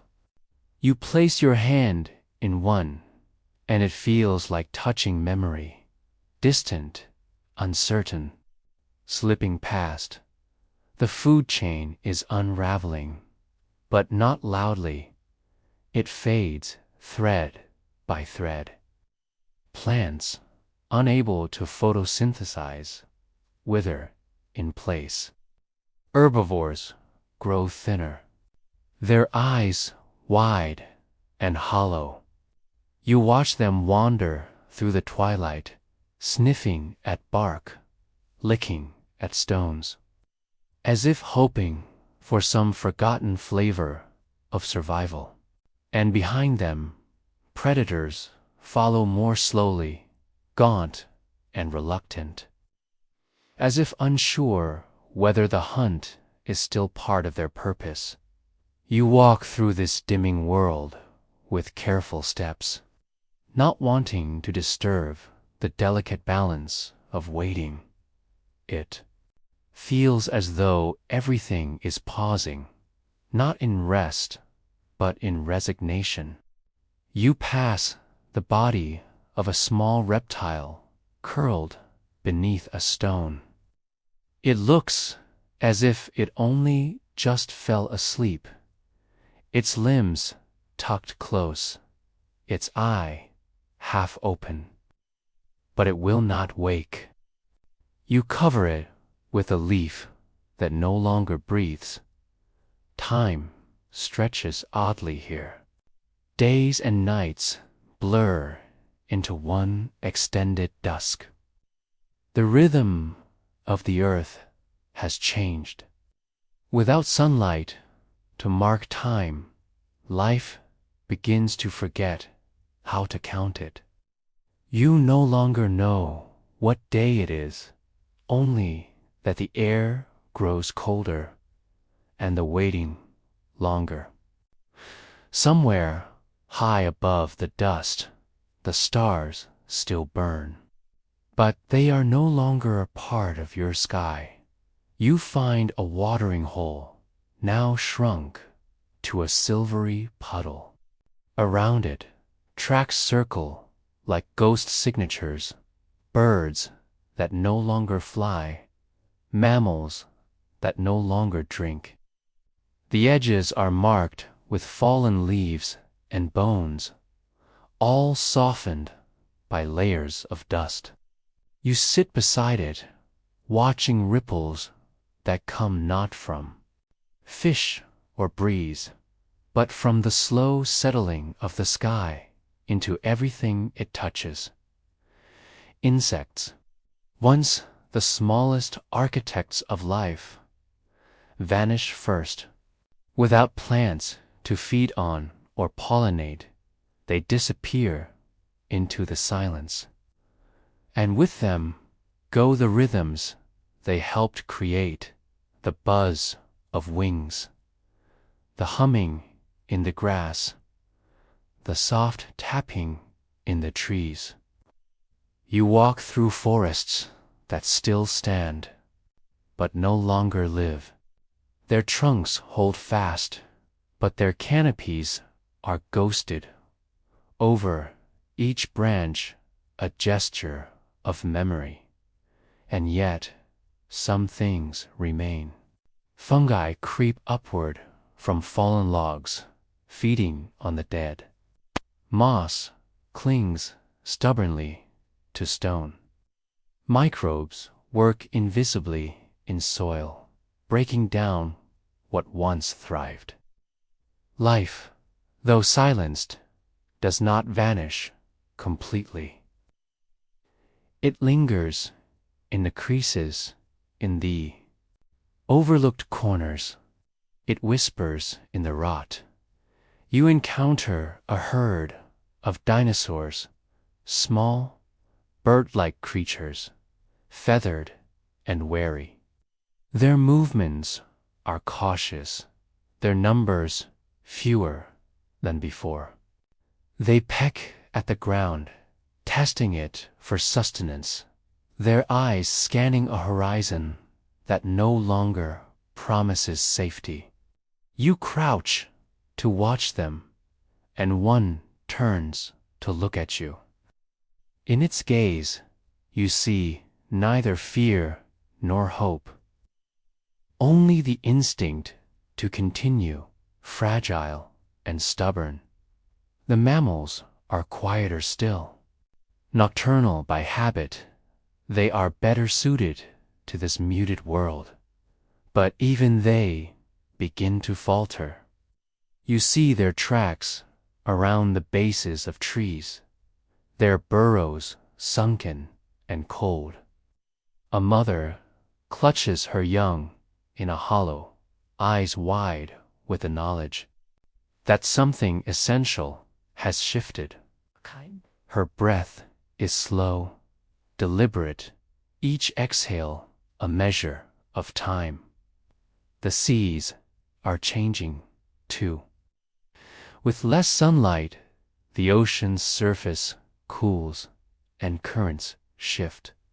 Plankton, the tiny, floating forests of the ocean, decline, and with them, the great web of life that flows from their energy. You wade into the surf one day, and the water is eerily still. No fish dart past your feet. No gulls cry overhead. The ocean feels emptied, as if it too has taken on the quiet grief of the sky. You wander further and find a nesting site, long abandoned. The ground is littered with shells, some whole, some shattered. You trace your finger along one, marveling at its delicate curve. Inside, nothing moves. The promise of life, held tightly for so long, never got the chance to unfold. You set it gently in a pocket of earth, covering it with dust like a lullaby. The chill deepens, not sharp like winter, but dull and constant, a cold that settles into your bones and stays. You wrap yourself in what warmth remains, your breath fogging softly in front of you. Frost begins to edge the mornings, though the sun has not returned. In this world of shadows, even ice seems like light. And through it all, the waiting continues. Plants do not regrow. The skies do not clear. The balance remains tipped toward stillness. You find yourself listening for sounds that no longer come. The thump of footsteps, the croak of frogs, the chirp of insects. All you hear is the wind moving dust, You pause beside a fallen tree, split from the weight of ash. It once stood tall, shaded the creatures that lived beneath it, housed nests in its limbs. Now it is hollow. Even in its collapse, it carries a memory of structure, of standing. Somewhere inside you, a question stirs. How long can a world wait before it forgets what it was waiting for? You do not know. You only know that the waiting has become a kind of ritual, a slow, meditative persistence. Every step you take is a reminder of what was. Every breath, a gesture of continuation. You come across bones arranged as if in sleep. A predator and its prey, side by side, as if in truce. You imagine their final moments, not of struggle, but of understanding, that hunger and survival are no longer at odds. That in this world, even instinct bows to stillness. You wake in a world that has forgotten its own sound. The ash no longer falls, but it still lingers, a thin veil over every surface, softening the outlines of trees, stones, bones. You walk through a quiet that does not end. There is no birdsong, no rustling in the underbrush, no hum of insects, only your own footsteps muffled against a grieving earth. You listen for echoes, but the silence swallows them whole. Where once there was thunder, now there is absence. No more herds crashing through undergrowth, no more sky shadowed by wings. The great tails that once dragged trails in the dirt have left their final lines. You do not see them fall. You feel where they once were, the weight of their memory, pressed into stone and soil. This is not just extinction. This is vacancy, a hollow that air cannot fill. You pause beneath a tree, stripped bare by the long shadow of dust. Its branches reach out like fingers, but hold no leaves.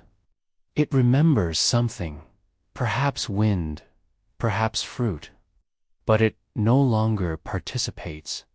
It simply stands, a monument to endurance.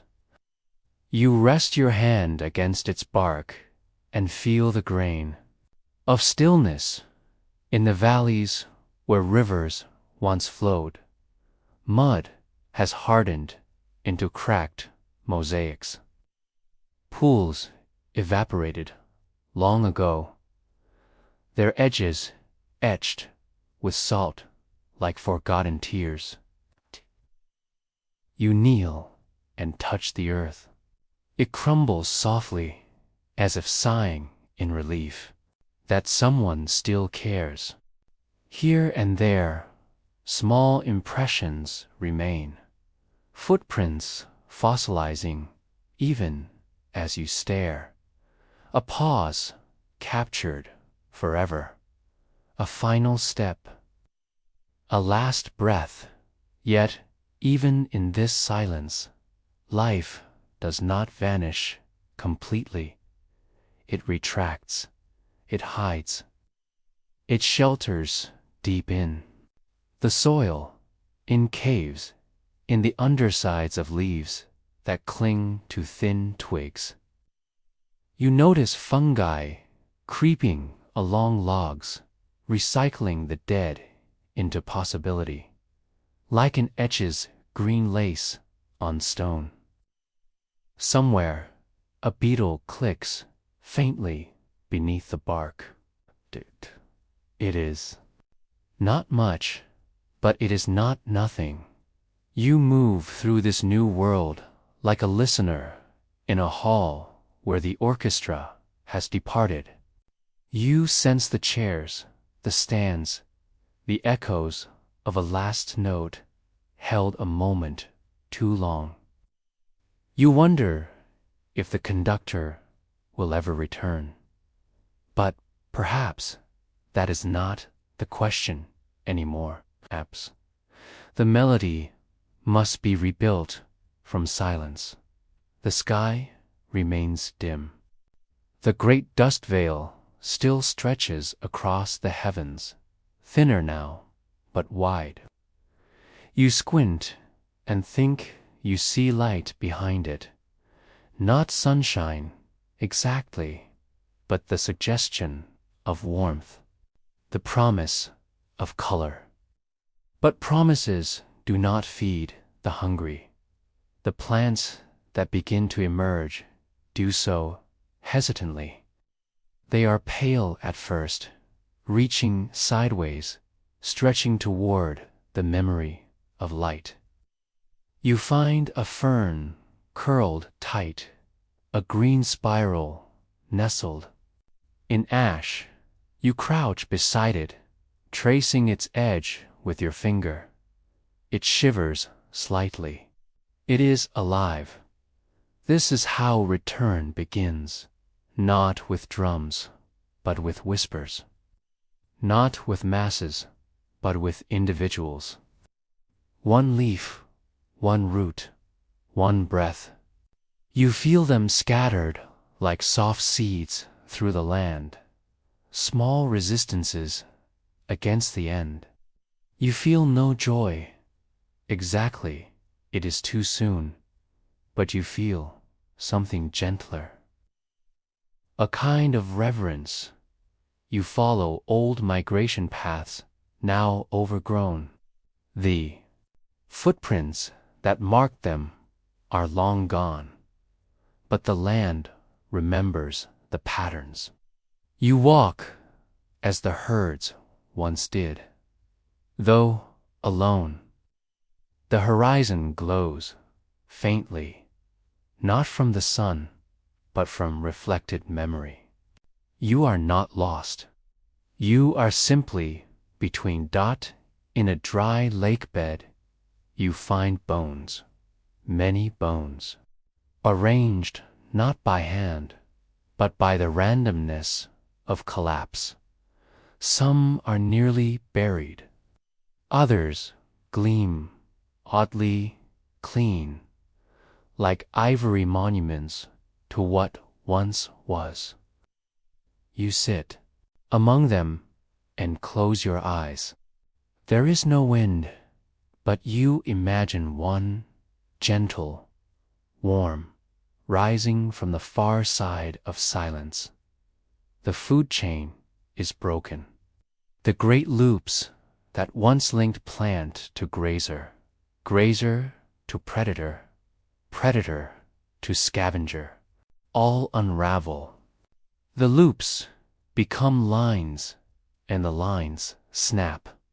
You see creatures starve, not because they are weak, but because their place has vanished.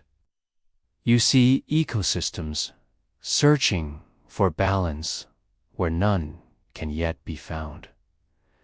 But you also see the survivors, not the grand or the fearsome, but the small, rodents tunneling deep, amphibians sleeping in the mud, crocodiles drifting through algae-choked waters, turtles slow and steady, carrying ancient patience in their shells. They do not rebuild the world, not yet, but they hold the memory of it.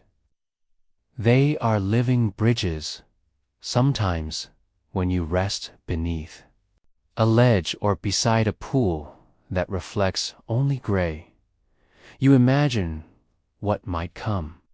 You imagine feathers again, perhaps, or flowers. You wonder if flight will return, if laughter will be invented, if something will look at the stars and wonder. You rise and move again.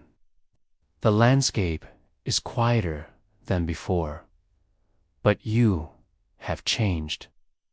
2. You no longer listen for what was. You listen for what might be. And in the far distance, barely perceptible, you hear the first bird call since the sky fell. Not a song, but a syllable, a note. The idea of music. Night falls and stars pierce the veil at last. You stare upward and feel the turning of the earth beneath you, slow, vast, patient. The same earth that has carried life through fire and silence. The same earth that now breathes in long, shallow intervals, healing. You wonder what dreams the planet carries now. What shapes sleep in its soil, waiting for the right warmth, the right day. You think of eggs, of seeds, of spores, of things that hold life inside shells, safe from the world until it is ready. You feel yourself becoming quieter, your thoughts settling like silt dot. You lie down in a hollow carved by time and let your body become part of the stillness. You are not separate from this silence. You are one more story paused between lines, one more breath held between verses, and just before sleep takes you. You feel something stir in the corner of your mind. Not grief, not fear, but a question taking root. What grows after silence? Asterisk, you wake again, not to a sound, but to a shift. The silence is still here, but it no longer presses. It lingers, loose, at the edges, like fog, thinning at dawn. You sit up and feel it, a new texture in the air. Not warmth, not yet, but the memory of it, drifting like smoke over the cold ground. You run your fingers through ash that has begun to crack, and beneath it, the soil is darker, looser. You breathe, the air tastes slightly different, less burnt, more expectant. You begin to walk again, your footsteps softer than before. Life no longer hides from you. It nods quietly as you pass. Moss clings to the shaded sides of stones. Tiny shoots curl through the debris, tender and slow. Each one is a risk. Each one a declaration that not all has ended. The landscape still wears its scars. Craters remain, filled now with brackish water or clusters of reeds. Trees grow at odd angles, some split down the middle, some hollow but standing. They are not what they were, but they are not gone. You touch one, and its bark flakes gently beneath your hand. Inside, it is alive, quietly, stubbornly alive.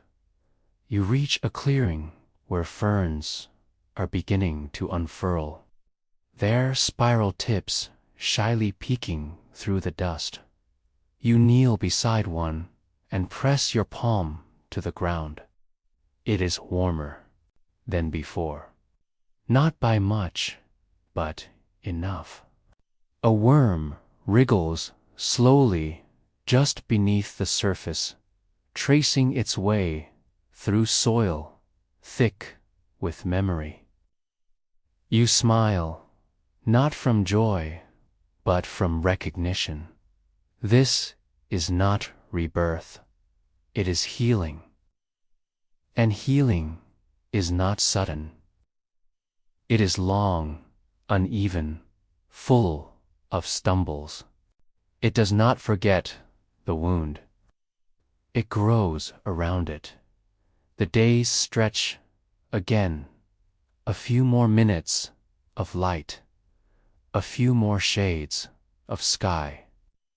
The clouds still carry dust, but they also begin to hold water. Rain comes, tentative and cold. The first drops lift the scent of minerals into the air, stone, salt, and something older, like memory made liquid. You tilt your face up and let it wash your cheeks. The earth softens beneath your feet.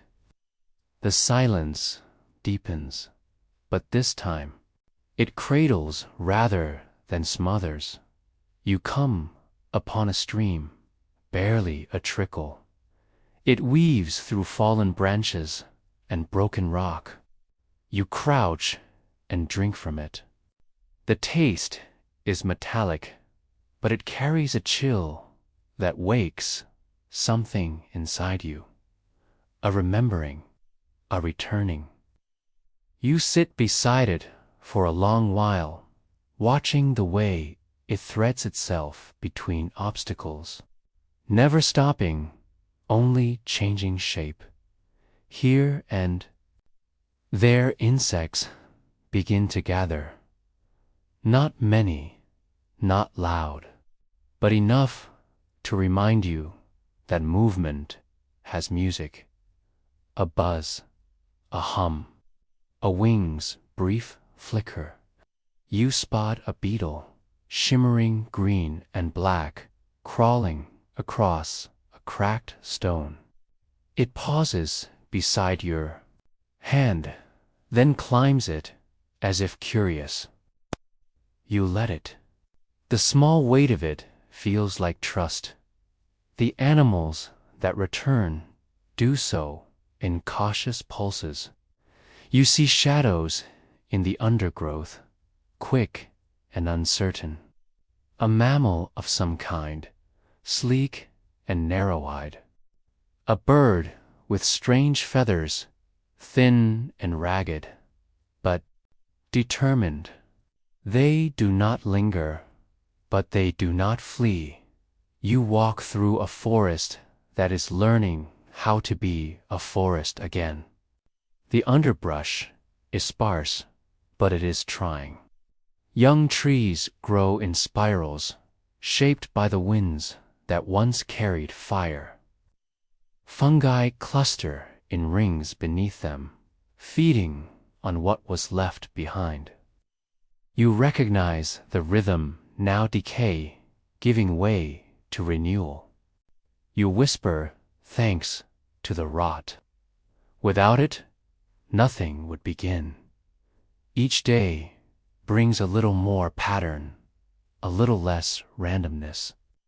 The sun, now clearer behind the thinning dust, casts faint but visible shadows. The warmth returns in fractions, not enough to sweat, but enough to feel in the crook of your elbow, the back of your neck. Flowers appear, timid and low to the ground, their petals pressed close together. You crouch and watch one slowly open. As the morning light touches it, it is not bright, but it is vivid in its insistence. The food web is not yet a web. It is a thread. One plant, one insect, one creature that eats both. The loops will form again, but not quickly. You sit and trace them in your mind, the way a child might imagine an entire world from a single leaf. You feel yourself becoming a part of it, not as a visitor, but as something woven in. And then, one morning, you hear laughter. Not human, not animal, but something between. It is the sound of water tumbling over rock in full flow. The stream you once drank from has grown. It leaps now. It sings. It catches light and throws it back. You follow it, and it leads you to a pool where reeds sway and dragonflies skim the surface. The air is still cool, but not bitter. You sit on a flat stone and watch. You do not know how long you stay. Long enough to see footprints at the edge of the pool. Hoofed, small, maybe new. Long enough to see a heron or what could become one. Step carefully into the shallows. Its reflection wavers, then steadies. You begin to notice layers again. The way grasses grow in stages. The way birds or proto-birds call at different pitches. The way clouds carry hints of rain or sun or mood. It is not static, it is becoming. Each moment a brushstroke, each breath part of a wider inhale. You walk now not as a wanderer, but as someone returning to a home that has changed. And in that return, you understand the paradox. The earth does not forgive in words. It forgives in growth, in continuation, in the quiet blooming of things that have no memory of what came before, only the impulse to rise. You see creatures evolve, slowly, almost imperceptibly, but undeniably. Jaws shorten, limbs lengthen, colors shift. Feathers appear in places where scales once ruled. You see them and understand the story has not ended. It has turned a page. Even the sky has softened. Its deep gray now carries streaks of peach, of lavender. Stars return, hesitant at first, then steady. Constellations reform.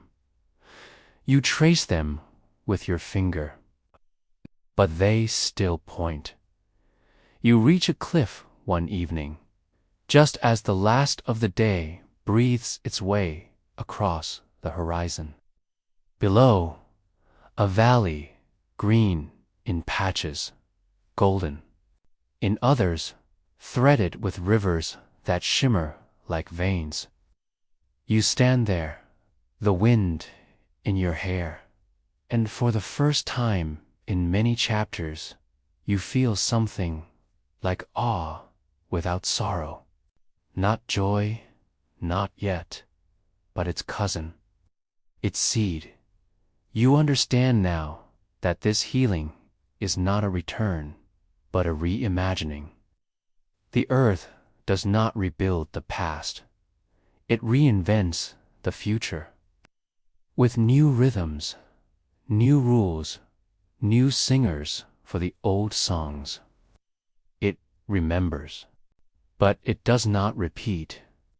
And in that truth, there is both pain and beauty. You descend the cliff slowly. Each step feels deliberate, like punctuation in a long poem.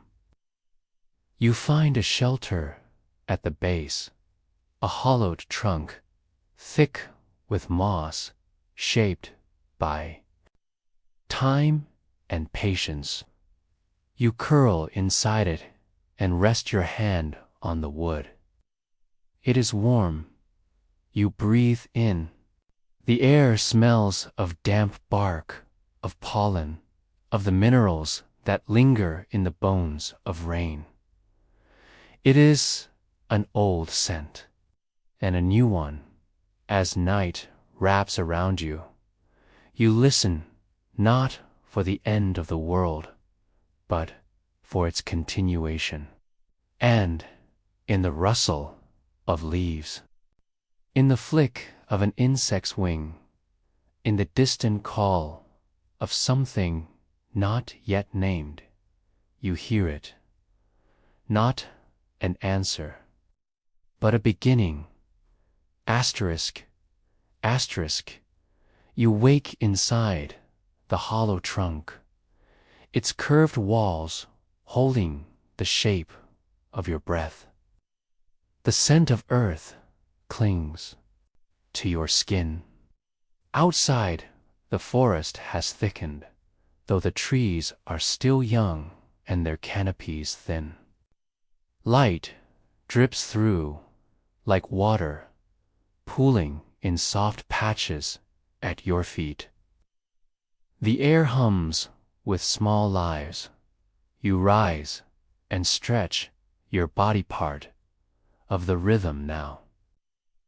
Around you, roots weave through soil once choked by ash. Ferns unroll with the elegance of sleep slowly shrugged off. You step gently as though the ground is remembering how to hold weight. It does not tremble, but it is still healing. So are you in the quiet that follows great endings. There comes a need to understand, not to blame, not to grieve anew, but to listen.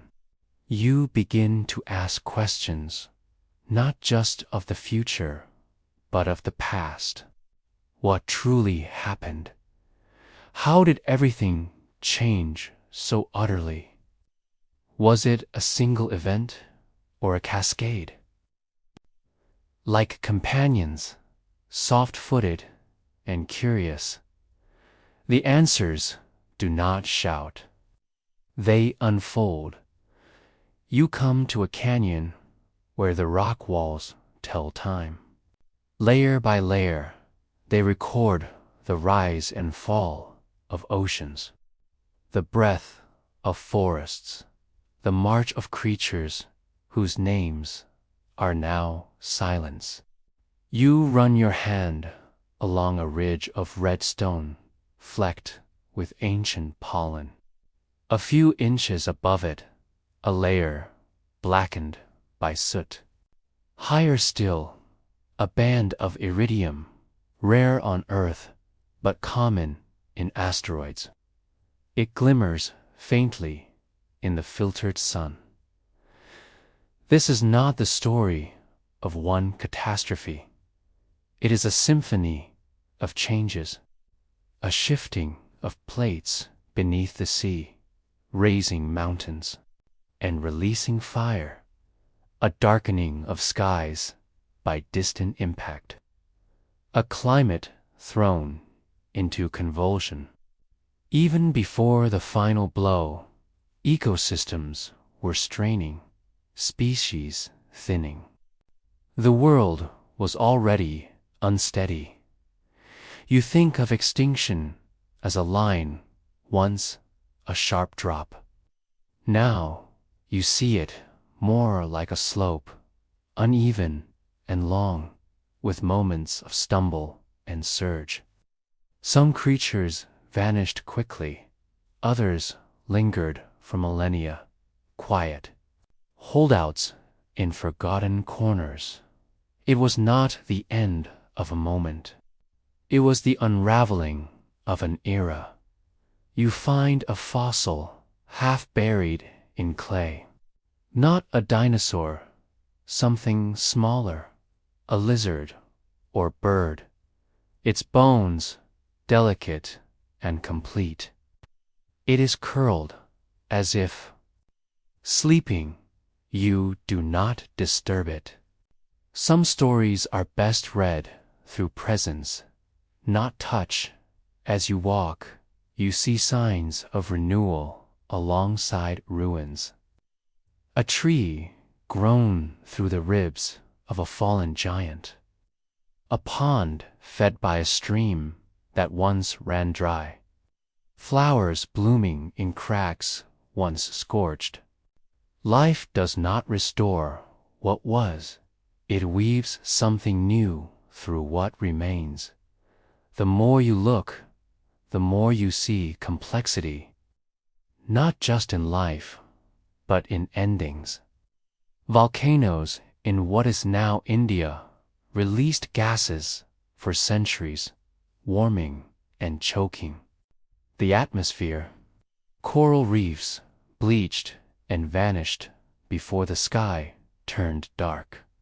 Forests shifted, retreating from drought long before fire consumed them.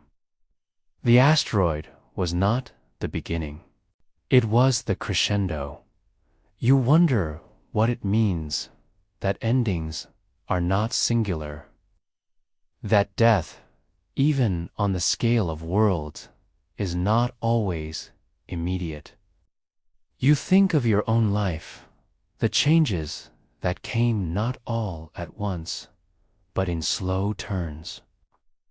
A friendship fading, a forest shrinking, a language falling out of use. You understand now that disaster can be gentle too. It can be slow, and yet, even in slowness, it leaves scars. You trace one in the landscape, a gouge where a river shifted, where once a flood carved a new path. Here grow twisted, leaning as if still remembering the rush. You sit beside one and feel its bark beneath your hand, smooth in places, rough in others. It tells its own version of history. You do not look for villains. The asteroid had no malice. The volcanoes no intention. Even the shifting plates beneath your feet are indifferent. The earth is not cruel. It is complex. And in that complexity, you find a strange comfort. There is no punishment here, only consequence. You begin to think of time differently, not as a line, but as a rhythm, not as a race, but a tide. You see how life swells and recedes, how each generation builds on the debris of the last. Nothing is fully lost if something remembers. You remember. And in your remembering, the story continues. You follow a trail of new growth. Saplings that bend towards sunlight, fungi that braid together deadwood and soil. You see a pattern not of return, but of reinvention. The creatures that now roam are not echoes of the past. They are experiments in becoming. Feathers shaped not for flight, but for warmth. Teeth repurposed for roots and fruit. Eyes adjusted to the dim, the different. You think of resilience not as strength, but as tenderness, as the ability to bend, to break, to begin again. The world did not fight the change. It absorbed it, transformed it, let it flow through stone and stem. You feel this same softness growing in yourself, the willingness to let go of what was, to greet what comes with reverence. The earth teaches not through lectures, but through layers, through fossils and